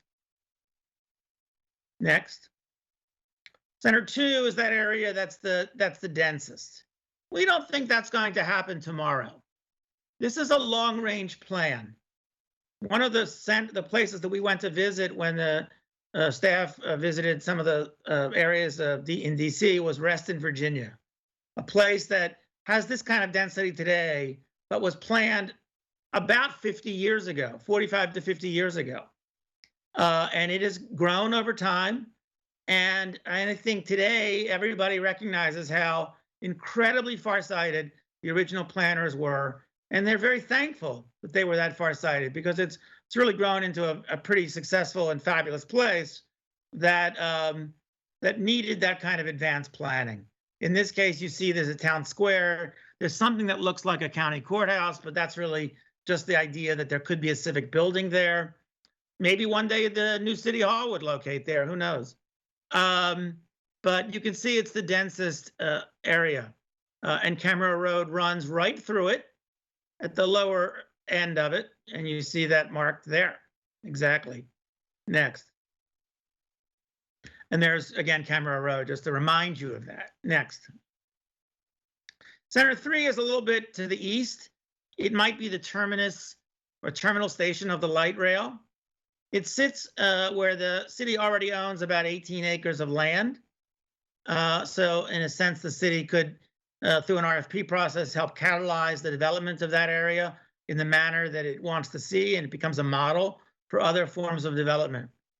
And you can see a small space there, and connecting very seamlessly to the existing planned area just to the north. Maybe a school site at the southern edge of that. I should add that you might ask, where's the parking in all of this? Well, in some cases, there might be surface parking, and you see that in gray, but you also see some parking garages. They're not really marked as garages, but as the area densifies, structures will be built which will house that parking. So, I mean, that's just the normal course of how cities ultimately develop. Next. Center 4 really looks at the sort of back of the proposed casino as the sort of edge of the center, with the new center there without the rail in this case, just focused on that's Promenade Parkway, and you see that developing there. It's against State Route 99, so there'll be some surface parking along the highway there. Great site for businesses there. A little bit more conventional siting because they have freeway visibility. And then the last but not least, Center 5, closer to Whitelock Parkway, where that new interchange might be. We have the area that might be one of the first to, in a sense, come out of the box, because it is probably the most conventional of all, in that you have potentially office buildings, up against 99 with surface parking behind them, adjacent to 99, great visibility from the freeway for those office buildings. But just inside of that, you get another neighborhood and a neighborhood center. Great site for a hotel that might front a great park that itself could be lined with, housing and the like. So really very conventional office opportunities there, but within a block from a very kind of walkable neighborhood center. Next. With that, I want to turn it back over to Chris to talk about next steps. Thanks, Neil. So as Neil mentioned, this is really a long-range plan. This is a strategy that will take a couple of years to get all the pieces in place and be able to start executing on. But really more importantly, it will take many years to see this area fully built out. We totally anticipate that first phases of development will be in the much more traditional density range, but it's about having the regulations in place early in the process that we can preserve the opportunities for that density to occur as the market matures. So to get there, there's a series of amendments to our general plan and the Southeast Policy Area Community Plan and other documents, updating the zoning regulations, including the Southeast Policy Area SPA, and then updating our own subdivision design standards, other development standards to really set the table for this to happen as development comes forward. As we think about those steps, we'll be able to integrate more mixed-use opportunities, more mixed-use land uses, more multimodal connectivity, and really set the stage with the transportation system. We'll be able to make some modifications, not just to how Cameron Road is designed, but there's some alignments with Promenade Parkway and Lots Parkway up at the Whitelock end that need to be updated. And those should happen sooner than later, so they dovetail in with the Whitelock Parkway interchange design work that's getting started soon. I mentioned on the regulatory side with the zoning revisions, again, the SPA will need to be updated. It's important to point out for the Southeast Policy Area and the community plan side, we have the existing policy which limits rezones out of office employment uses to non-office employment use designations. That policy will need to go away. So that'll be part of this process if we were to move forward. And then we'll do the updates to the zoning regulations to incorporate many of the ideas that Neil talked about with these T3, T4, and T5 zones and talk about that. We have some characteristics of this in the code today. We really build off of that and accentuate that and get into more of those details. I'll say just looking back at this exhibit that Neil showed with how these different zones could be laid out, these different transect zones could be laid out, I think there really are some, there's a level of radii that's happening here, concentric action that's happening with these zones, that they're emanating out of these centers, and you're seeing them go up in density and back down in density in a very fluid nature. I think that's a real characteristic that we're trying to exemplify and carry forward here. And then again on the development standards, setting up the standards for how the grid will develop, setting the standards for how we'll be able to preserve that. It won't all be built out in the first phase. You'll see individual major roadways going in or key roads with connectivity at first. We may preserve right-of-ways through what may be drive aisles today that may convert over into public streets later. So a lot of that work needs to get set up. So staff's recommendation for you this evening to receive this report. It is just a vision plan. It's not regulatory in and of itself. And then allow direct staff to move forward with preparing amendments to the general plan, the policies for Southeast and the Let Ranch area, updating the municipal code and other plans and relevant studies. So that concludes our presentation this evening. Neil and I are available for questions. Thank you for that report. I will now open the public comment opportunity. Mayor, Vice Mayor, and council members, for item 10.1, no comments were received prior to the meeting, and I have no members of the public sign up to speak. That'll conclude submittals for public comment on item 10.1. All right, thank you for that. I will then close the public comment opportunity and open it up for deliberations, discussions from council colleagues. I will start with Council Member Hume. Thank you, Mayor. I'll try and be brief. There's obviously a lot packed into that presentation. And it's something that Councilmember Soon and I, as a part of the Economic Development Ad Hoc Committee, have been briefed on previously.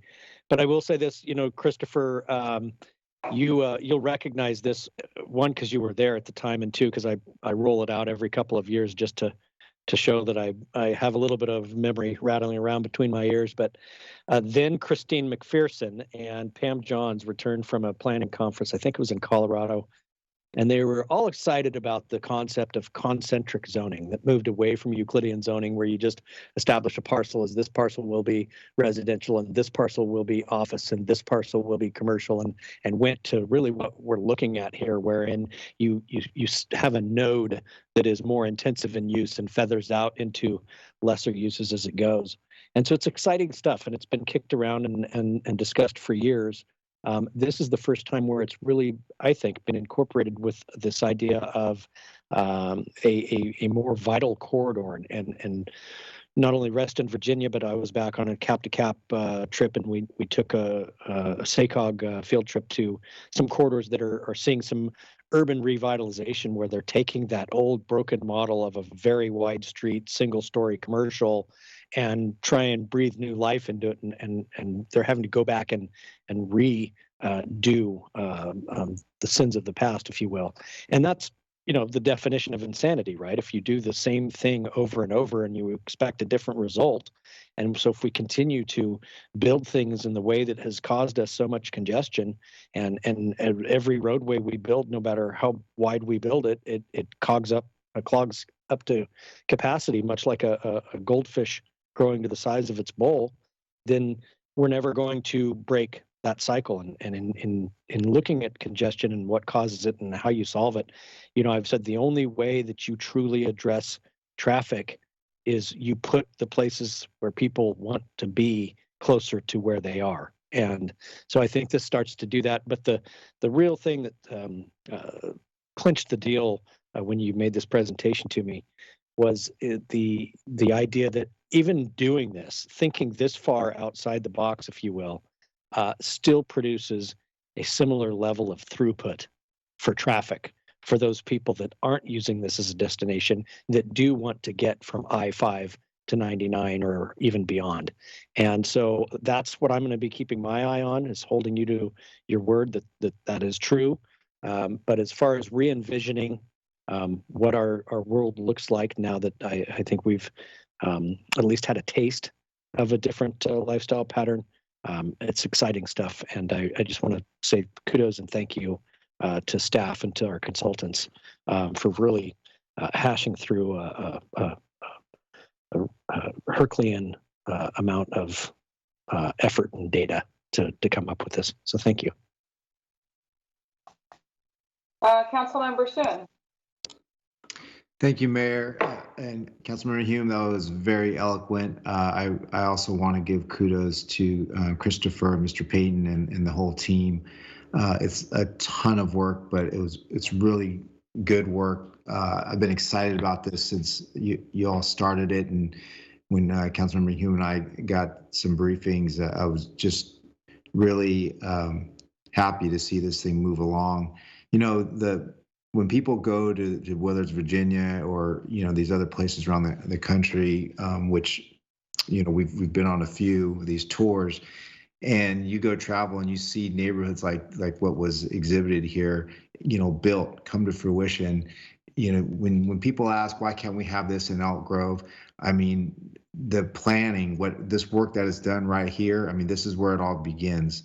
And so I'm really excited. It's probably a 30-year build out type of thing. But nonetheless, I'm really excited about the foresight and the planning that we've done here to set the city up for something really great, creating a lot of senses of place. And I think the residents will be really happy when this comes about. And to that end, I'm going to advocate that we do as much environmental clearance as we can, and that we start to, just as one of the recommendations said in the report, we need to find ways to upfront the infrastructure cost to basically serve as a catalyst to allow the development of these areas to occur as easy as possible. That's the only way we're going to get it done as fast as possible. So again, great work, and really excited for the future. Thank you. Councilmember Spies. Thank you, Madam Mayor. I don't have a whole lot more to add. I certainly appreciate the vision, appreciate the detailed look at what we can certainly have for the future of Elk Grove. Thank you very much. Vice Mayor Nguyen. Thank you, ma'am. I also want to thank Councilmember Hume and Councilmember Soon for working on this. I went to the Austin study mission, and one of the things that I learned over and over again in what they've shared, beautiful city, very hopping, very popping, a lot of things going on, is that they didn't take into consideration traffic. And so listening and looking at everything and the conversation around this, I appreciate the thorough planning around traffic. I'll also say that I'm really excited to see everything. And when Mr. Jordan says this is going to take many years, and he accentuated on many, it made me think, oh God. And then when council member says it's going to take 30 years, I just hope I live to see this. So thank you so much. You will, I won't. Thank you. And not to be repetitive, but for me, some of the high points, I love the great vision plan. I really, really love the mixed uses and being pedestrian oriented. Like Councilmember Hume mentioned, it does definitely remind me of many East Coast communities that I too have visited. And I could see my children living here, hopefully children and not grandchildren, because this is something different. It's outside the box, which is great that we are pushing the envelope, because sometimes, it's real easy from visitors that I get from abroad and the Bay Area. This will enhance Elk Grove's identity, because right now, we have rich communities, but it's a lot of the same. And it's just great that we are really thinking outside of the box. So excellent report. Thank you. I have no further questions or comments. Excellent report.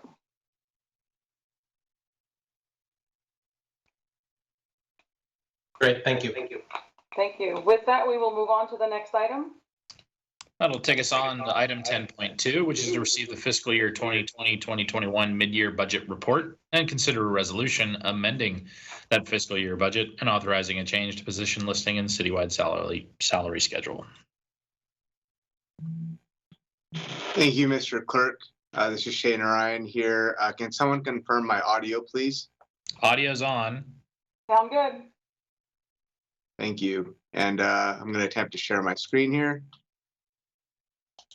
Oop.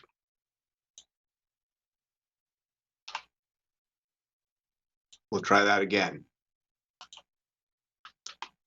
All right, so you folks should see a beginning of a PowerPoint presentation in front of you. Looking good, Shay. Please proceed.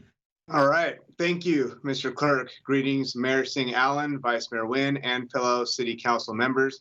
My name is Shane Ryan, currently serving as your Interim Director of Finance and Administrative Services. And our budget staff is here today to present a mid-year review of the current year budget and performance measures. Displayed is an overview of the agenda. So we're going to start with a progress report on the general fund, and then followed by significant non-general funds. And then we'll follow into proposed amendments to the budget for tonight, and then conclude with a brief overview of performance measure results at midyear. So starting with the revenue side of the general fund, before we use a table showing year-end projections of revenues, there are a variety of revenue sources in the general fund, each with their own nature of business. The bottom line, though, shows that at mid-year, general fund revenues are currently projected to be greater than the revised budget by nearly $6 million at year-end. Before speaking on the more discretionary revenue sources, I want to draw special attention to the CARES Act funding and the Great Plates Delivered program. So in July of 2020, Council adopted a resolution to budget nearly $2.2 million in CARES Act funding allocated to the city from California Department of Finance as a response to impacts from COVID. The $2.2 million was received in the current year. Nearly $1.3 million of the CARES Act funding is associated with current year eligible spending, and nearly remaining $900K is associated with prior year eligible spending. The city has been participating in the Great Place Delivered program. This program provides meals to adults 65 and older and to adults aged 60 to 64 who are at high risk for COVID. This program is also geared towards supporting local restaurants who are struggling to remain open during the pandemic. A total of nearly $5.5 million of revenues projected this fiscal year to reimburse the city for incurred and projected eligible expenses associated with the program. Of the total, $4.6 million is associated with projected current year spending, and the remaining $825,000 is associated with prior year spending.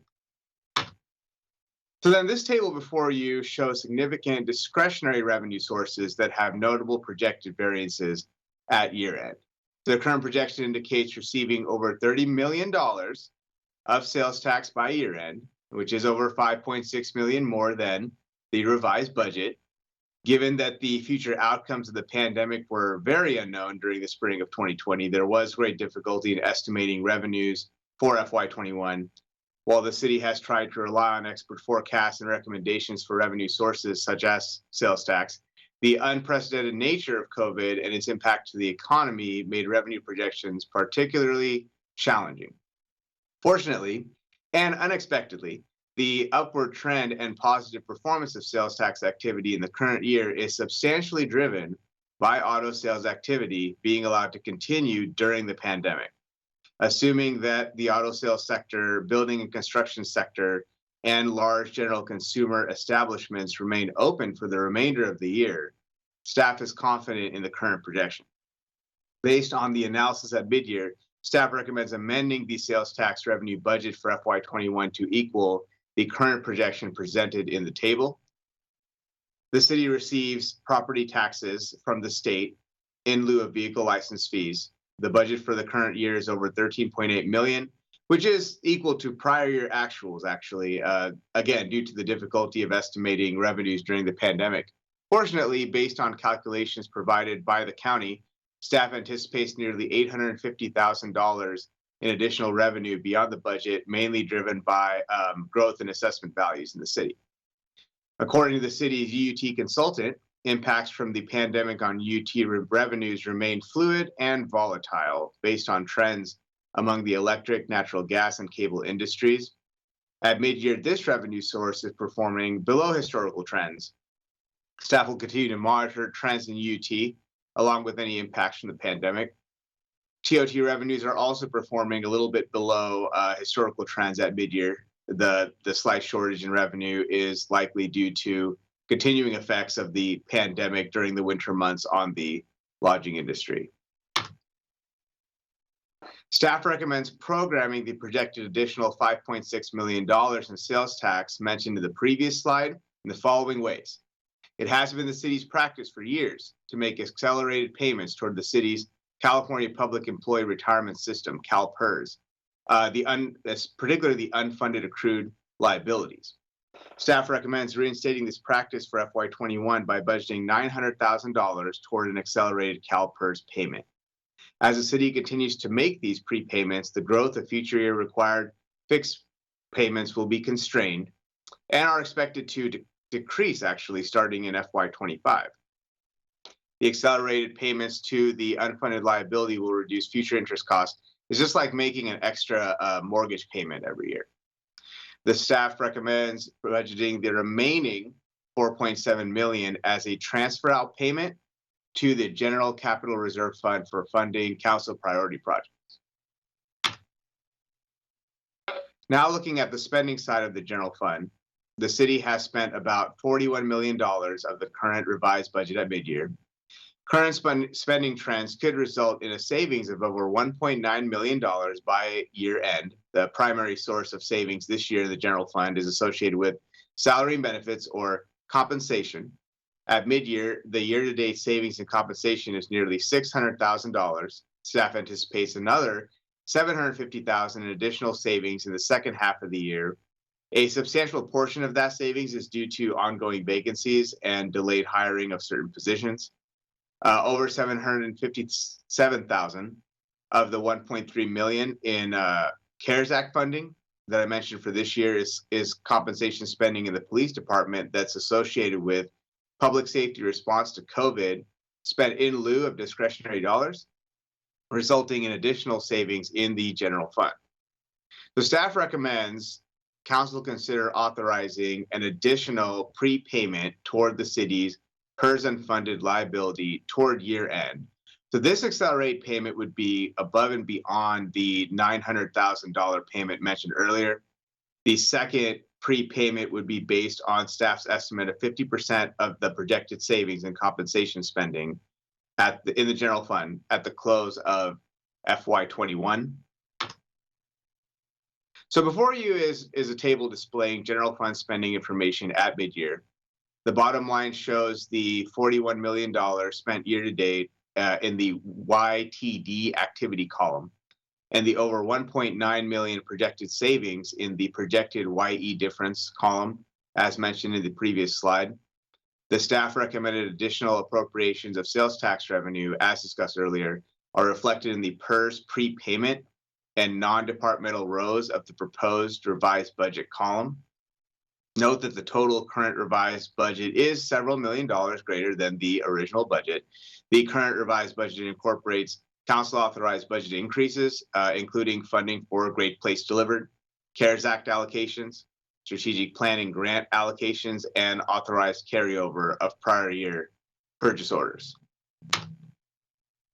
Staff also recommends the addition of a new full-time senior customer service specialist position in the cashiering division of the Finance and Administrative Services Department. This position is needed to achieve improved payment processing and quality customer service. The current staffing in the cashier's office includes 2 full-time employees who are responsible for payment processing for all city departments. This includes, but is not limited to, licensing, permitting, monthly tax remittance, utility payments, and accounts receivable payments. The addition of a senior cashier will improve customer service by improving payment processing while also providing adequate staffing when vacancies or absences occur. This new position will also provide an additional layer of oversight and guidance to the 2 current cashier employees. As presented and discussed earlier, there is sufficient expenditure savings year to date in the general fund to accommodate the cost of approximately $27,000 to onboard this position for the remainder of the year. The estimated fully burdened cost of the position is approximately $82,000 annually. Now moving away from the general fund and over to major non-general funds. For the Development Services Fund, both revenues and spending were trending low in the spring of 2020. Specifically for the building division, permit activity trended lower than expected, likely due to economic impacts from the pandemic. This negative trend during the spring informed the estimates for the current year budget. However, at mid-year, building permit activity has been trending well above expectations as a result of construction activity being allowed to continue during the pandemic. Originally, 620 single-family permits were projected to be processed during FY21. At mid-year, 447 permits have been processed, equating to 72% of the initial projection. The positive trend in building permit activity has an overall positive impact on revenues in other development-related funds as well, including the roadway fee fund, and hence resulted in the need for budget amendments in both funds, which will be discussed later. The exception to this positive trend, though, is in the Laguna Ridge Park fee funds, which have been impacted by lower than anticipated building permit activity in Laguna Ridge, resulting in actuals trending slightly lower than budgeted in those funds. So I'd like to actually turn the presentation over to Senior Management and Budget Analyst Maria Phillips to continue discussing major non-general funds. Okay. Good evening, Mayor Singh Allen, Vice Mayor Nguyen, and City Council members. My name is Maria Phillips. I serve as a Senior Management and Budget Analyst with the City of Elk Grove, and I will be providing an overview of the major non-general funds for transportation. First, we will review gas tax. Gas tax actual revenues at mid-year are trending close to budget. And according to the latest estimates from the League of California Cities, revenues are projected to be $309,000 higher than what is anticipated in the budget. Expenditures for gas tax are trending low for the first half of the year, which is typical. This is due to the majority of gas tax budget being under operations and maintenance and capital outlay, where the work is generally after the rainy season in the second half of the year. SB1 revenues are trending low at mid-year. However, according to the latest estimates from the League of California Cities, this fund will be $312,000 higher than what is anticipated in the budget. Staff will continue to monitor trends in revenue actuals over the coming months. SB1 spending is trending close to budget at mid-year. Actual revenues for Measure A maintenance at mid-year are trending 20% above budget. In the current fiscal year budget publication, the revenues provided were a conservative outlook, aligning more closely with the economic assumptions associated with COVID-19. Due to higher than anticipated sales tax revenue activity, actual revenues are projected to be $1.1 million higher than what is budgeted. Expenditures for Measure A are trending low for the first half of the year due to the majority of Measure A maintenance budget being under operations and maintenance and capital outlay. This is similar to gas tax, where work in this area is generally initiated after the rainy season in the second half of the year. Next, we will review transit operations. At mid-year, actual revenues are trending below budget due to expected timing to receive funding from the Sacramento Area Council of Governments.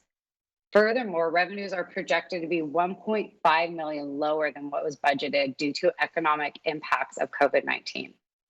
Operating expenses are trending low for the first half of the year due to the delayed Sacramento Regional Transit District invoices for transit operation and maintenance work. And the transit deficit is expected to stay negative through 2025 with a suspension of the general fund deficit forgiveness contribution.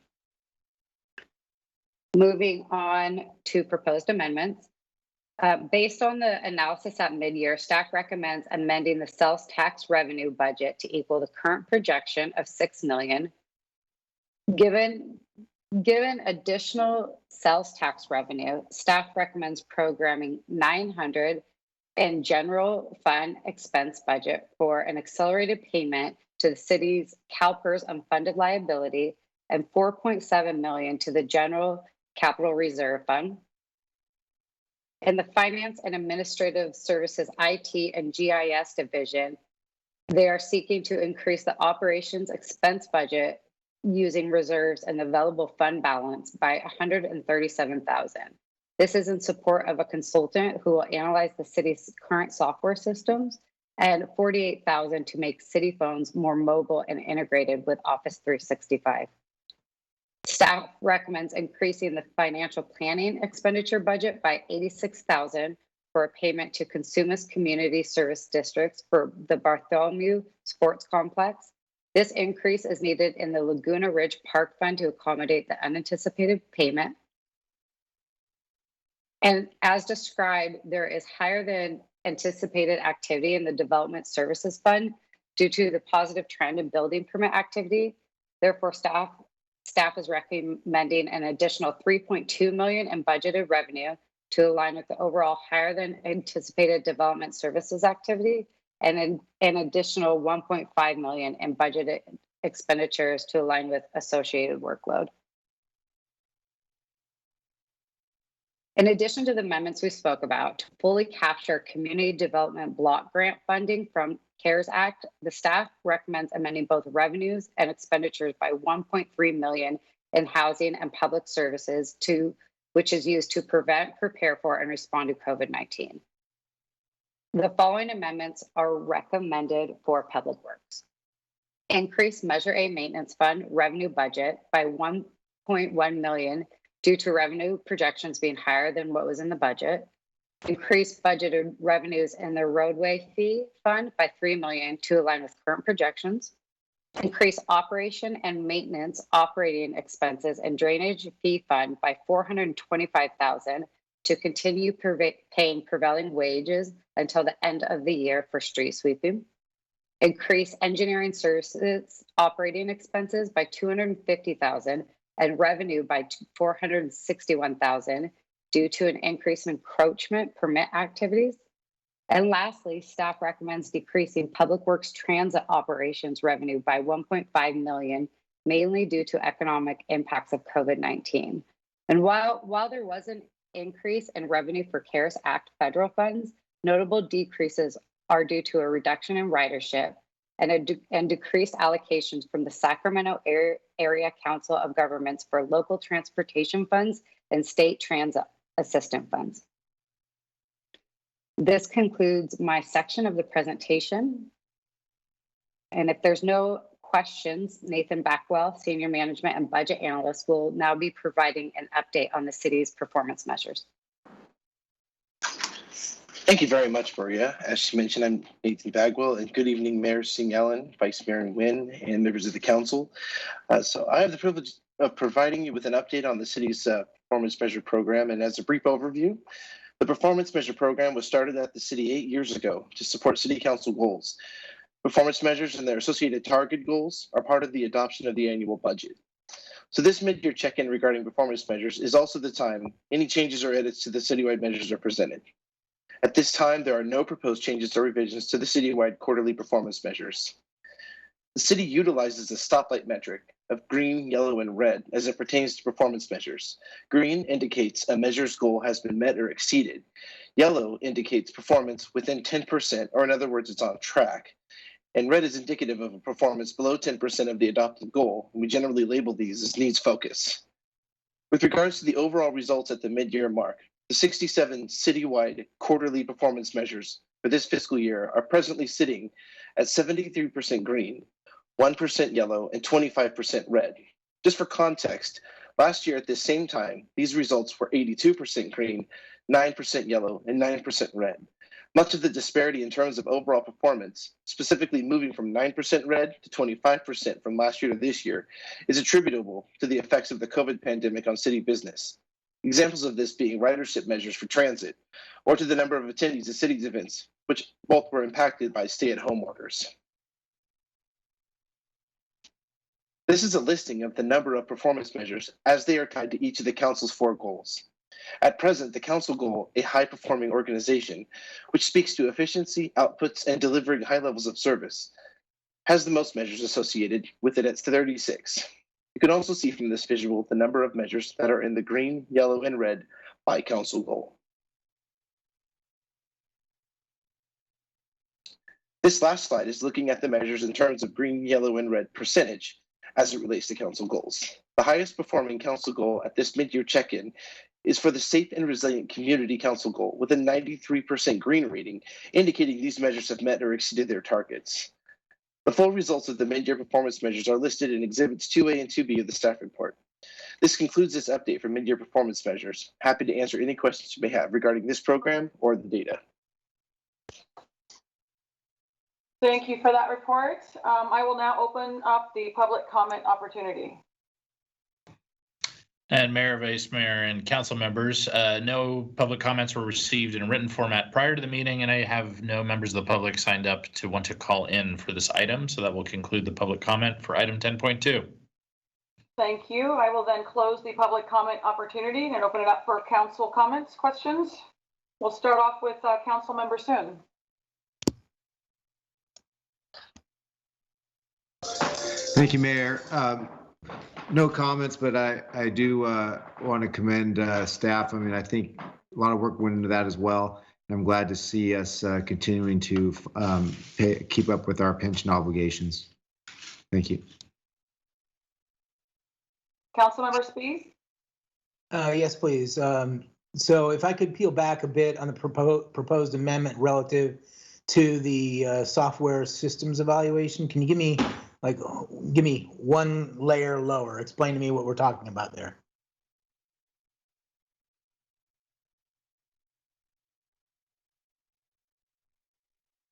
Yes, Nicole, I know you're on the line. Did you want to answer this question? Sure, Councilmember Spies. That's to do an analysis, to have a consultant to come in and meet with staff about all of our citywide software to ensure that we're meeting best practices and efficiencies, and to do an analysis of what we're currently using is correct and for us to continue using in the future. So that includes client software, web software, the full gamut in terms It's of primarily our ERP system, so our financial system, community development software, and that would also include our public-facing interfaces into those softwares. Okay, thank you.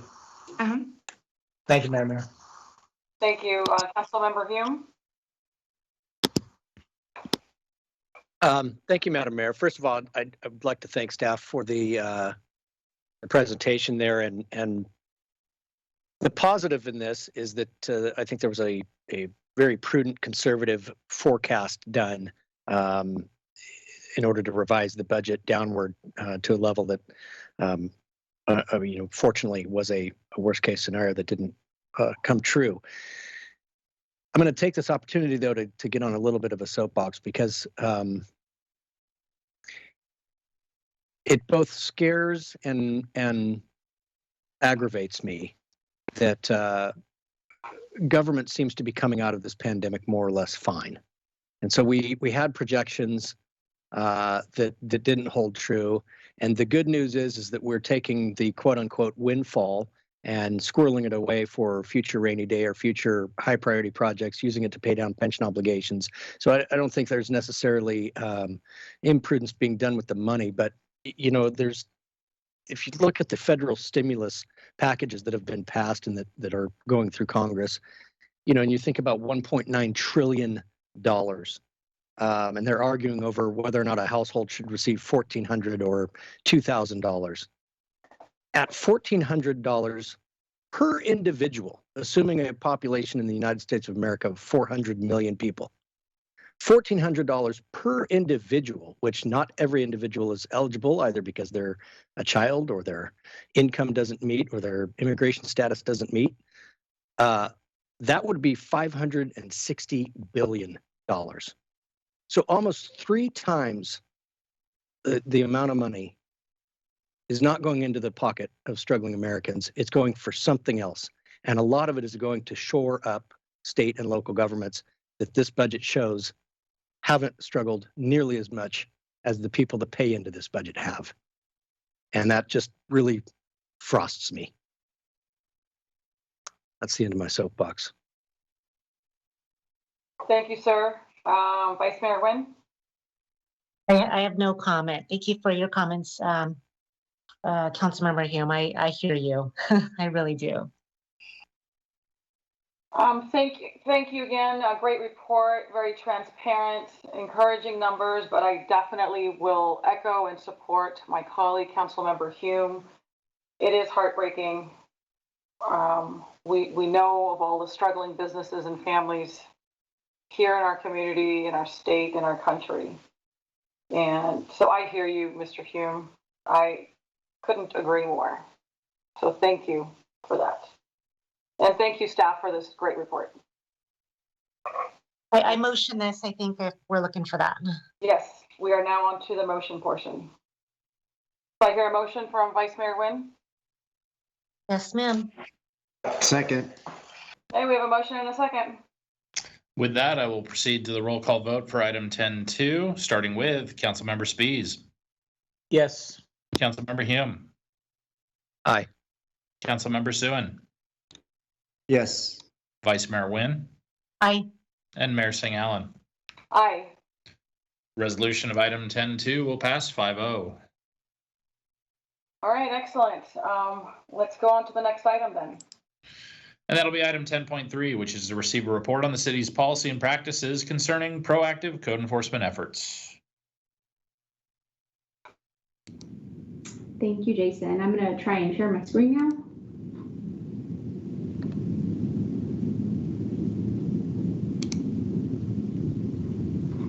How's that looking so far? We have the blue background, and then there's your PowerPoint. So we've got audio Excellent. and visual. Please proceed. Great, thank you. Good evening, Mayor, members of the council. My name is Rosa Tapia. I'm your Code Enforcement Manager. The item before you this evening provides information to the City Council regarding Code Enforcement Division's policy and practices related to proactive efforts towards addressing visual blight throughout our community. To provide some background, the Code Enforcement Division generally takes a reactive, education-first approach to achieve compliance with the standards adopted into the Elk Grove Municipal Code. Traditionally, proactivity was exclusively applied to only life and safety concerns, which included fire hazards, graffiti with vulgar or offensive language, abandoned shopping carts, unauthorized signs on public property, obstructions at private driveways and public streets, water wasting, safety hazards that include vehicle up on jacks, slip hazards on sidewalks, generally consisting of algae, illegal dumping, and prohibited discharges into our storm drains. In July of 2015, the City Council adopted a council imperative requesting code enforcement implement a more proactive approach. In response to the council imperative, code enforcement launched a pilot project expanding proactivity from life and safety violations to those that could contribute to visual blight in neighborhoods. The violations included were junk and rubbish visible from public right-of-way, prohibited signs on private property, abandoned or inoperable vehicles, abandoned structures, high weeds. The pilot project resulted in staff investigating a record number of cases with no real noticeable drop in complaints received directly from the public. Additionally, due to the increased workload at the time and the limited impact to complaint levels, staff recommended to the council the discontinuance of proactive enforcement only for non-safety violations. Next, I want to talk a little bit about annual caseloads in the Code Enforcement Division. The graph before you provides a visual of what code enforcement case levels have looked like historically, going all the way back to 2004. As you can see, we see a significant increase between 2009 and 2012. That was during the Great Recession, where staff encountered many foreclosed homes which were vacant and abandoned. We see an increase again in fiscal year 15-16 during the pilot project. Once that program was discontinued, we see case levels stabilize with only a small decrease in cases during the latter part of 2020 due to the current pandemic.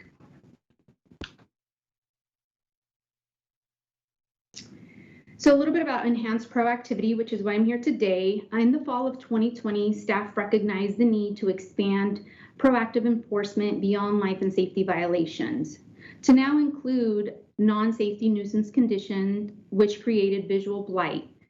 Staff found that there were areas of the city suffering from unsightly conditions, which would significantly benefit from outreach and education from our division. In addition to the life and safety violations that I described earlier in my presentation, the additional violations now enforced proactively are junk and rubbish visible from the public right-of-way, prohibited signs on private property, abandoned or inoperable vehicles, abandoned structures, high weeds, and visual blight. These violations I just mentioned represent approximately 75% of cases investigated on an annual basis, for which the city receives a high number of complaints on. They also represent nuisance conditions that cause a significant level of unsightliness and could lead to visual blight in our neighborhoods.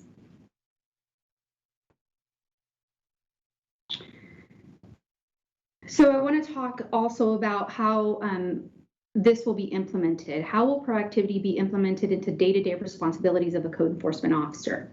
Code enforcement currently has 6 officers. There is 1 vacancy that staff is working towards a recruitment and eventually filling. Out of those 6 officers, 1 is exclusively assigned to the Waste and Recycling Division.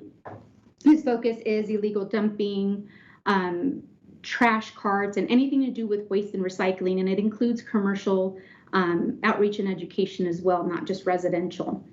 The remaining 5 officers have been assigned each to a police beat, as shown on the map before you, where they will proactively patrol and ensure the areas that they're assigned to, or the beat that they're assigned to, don't become neglected or unsightly and create visual blight.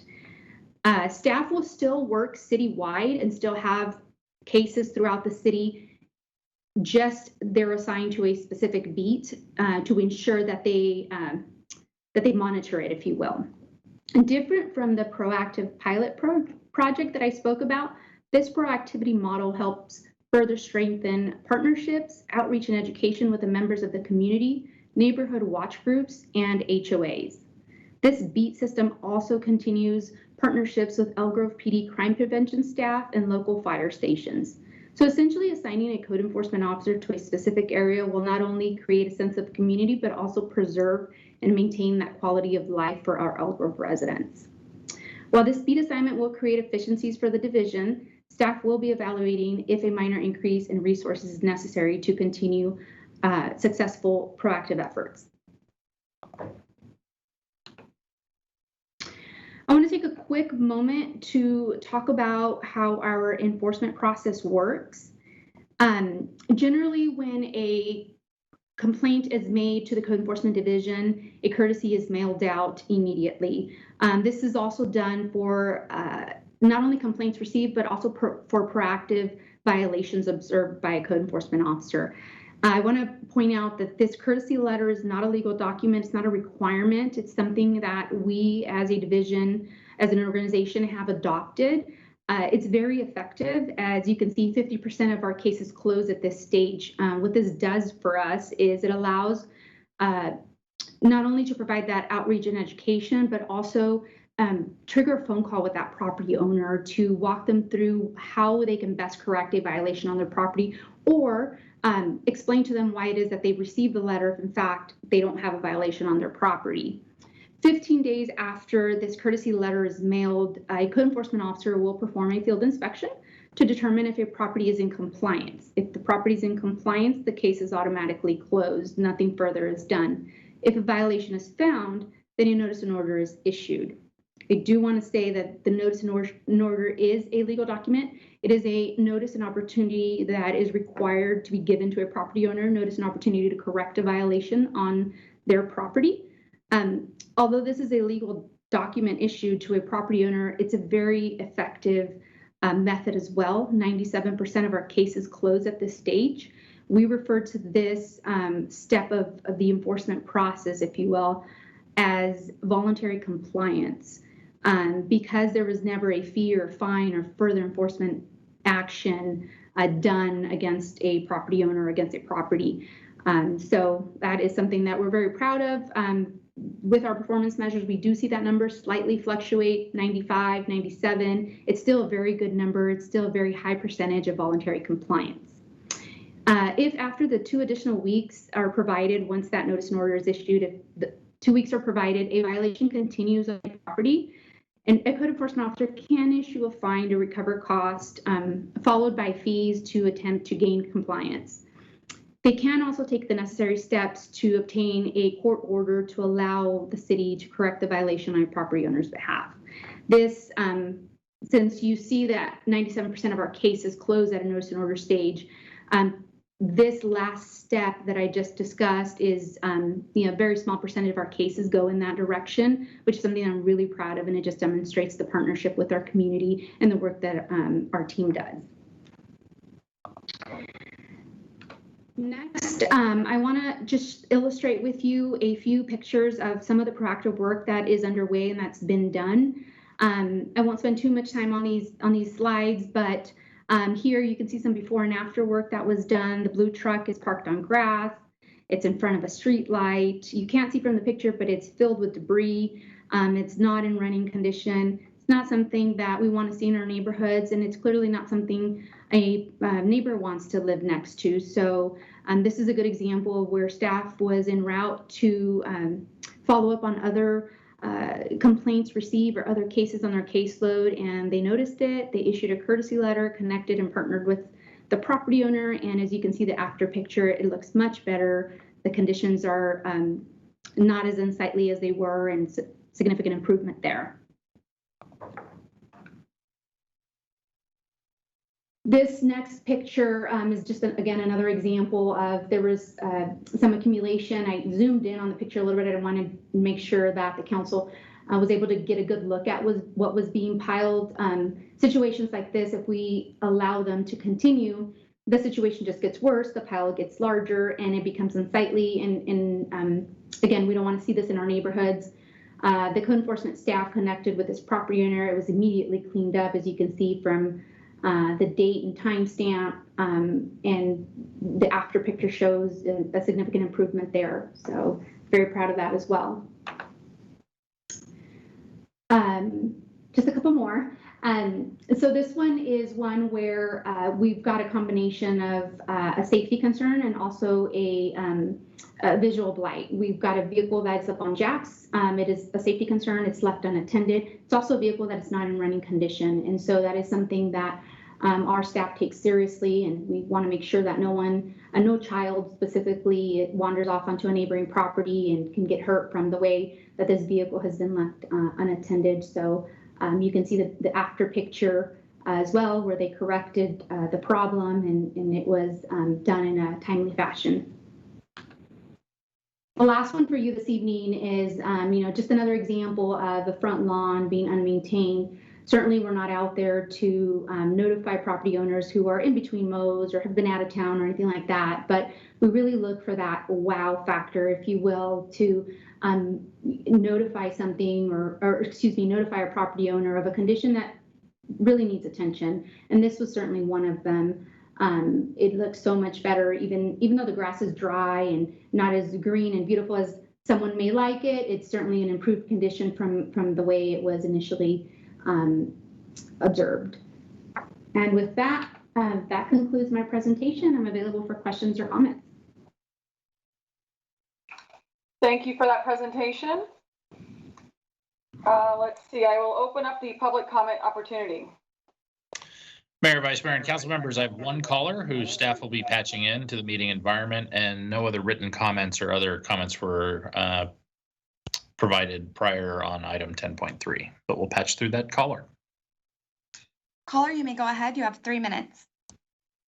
Hello, council members. This is Sharon Anderson. I just want to express my deep appreciation for the code enforcement program and for Rosa Tapia, who is the manager, and all those who have come before and laid the groundwork for this incredible program that we have in the city of Elk Grove.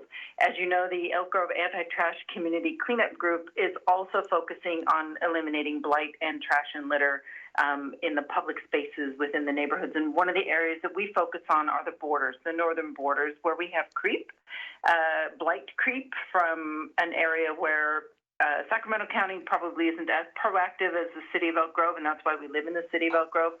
Don't mean to diss the county of Sacramento, but I know that things could get better for them. In the meantime, I would continue to encourage this program to make sure we do focus along the entire northern border on the east and west side of 99, because that's where we get influence from the other jurisdictions. On that note, I think our code enforcement program is spectacular. They do just a great job. I've actually received a notice myself for obscured street lights because I have a street light that is a redwood tree grows around, and very good about extending the time frame because it's expensive to cut trees or to cut branches that high up. So I had to find a service. But anyhow, thank you so much to the code enforcement group, and thank you so much for letting me have a comment here. Thank you, Ms. Anderson. Nice to hear your voice. So we have no further public comments. That concludes our public comment on item 10.3. Excellent. Then I will go ahead and close the public comment opportunity. Questions, comments from council? We will start with Council Member Spies. Thank you. Great timing. So first, I want to thank Sharon Anderson for staying into the agenda as long as she has, and I want to make sure that I do thank the anti-trash group for doing the great work that they do as volunteers to clean up what's in our open spaces and along the northern boundary as well. It is difficult to get out and see locations that are beginning to be blighted, and we certainly need to have greater focus on those. You know, what's interesting is, you know, you talk to folks and some will say what is high weed for someone might be an unmowed lawn for someone else, right? And while everyone would like to be able to point out that their neighbor down the street isn't mowing their lawn, some folks aren't moving their trash cans back behind the fence, right? It's kind of, you know, the timber in the eye, right? So one of the things that, you know, maybe I'll suggest, if possible, is we need to do a little bit of outreach, maybe in a humorous way, but maybe, you know, reach out and tell folks the top 3 ways that you can be a better neighbor in terms of I don't know, maybe it's mowing your lawn or cleaning up trash or something like that, to do some outreach. I appreciate the proactive outreach that we're doing, and I just want to say to code enforcement, thanks much for doing good work in a very difficult field. It's never easy to deliver bad news to people who don't want to hear it. So thank you very much. Councilmember Hume. Thank you, Mayor. Nothing to add. Great job, code enforcement. Keep the city looking nice. Thank you. Councilmember Soon. Thank you, Mayor. Yeah, I also want to commend Rosa and Shane and all their team for such great work. Earlier tonight, we heard or we saw what can be, you know, in the way of the camera urban area study, but we also have to remember to take care of what we have and what can happen if you don't. So I fully support proactive code enforcement, and again, great work. Thanks. Vice Mayor Nguyen. No comment, no questions. Just thank you for all the work. Thank you, and I will just say that, you know, excellent presentation, great work. Over the summer, I've driven all parts of the city several times over, and you definitely have your work cut out in front of you, so just thank you for making Elk Grove beautiful. I live in an HOA where there is very little forgiveness on a lot of these items, so I guess there's some benefit of living there. Although that might be the only one. I do have one question, and that is on the enforcement process, will we be posting that, or have we been posting that online, social media, in our alerts, email alerts, basically just to ensure that there's adequate notice in all different formats as possible. So do we already have that out there? So we do have a variety of questions posted to our webpage, to the code enforcement page, frequently asked questions as they relate to the code enforcement process. One thing that we are going to do as part of this proactivity approach is work with our public affairs division to put together some messaging for our community so that they know what we're doing, and you know, we push it out through social media and we provide that information on the forefront. That will be great. Great to hear. Well, that's the only question I had. So thank you. Great report. Thank you. And we will move on to the next item, which is, oh my God, adjournment. So without any other questions, I will go ahead and adjourn the meeting. It is 8:33. Have a great evening, everyone. Stay safe. Good night. Bye, everybody.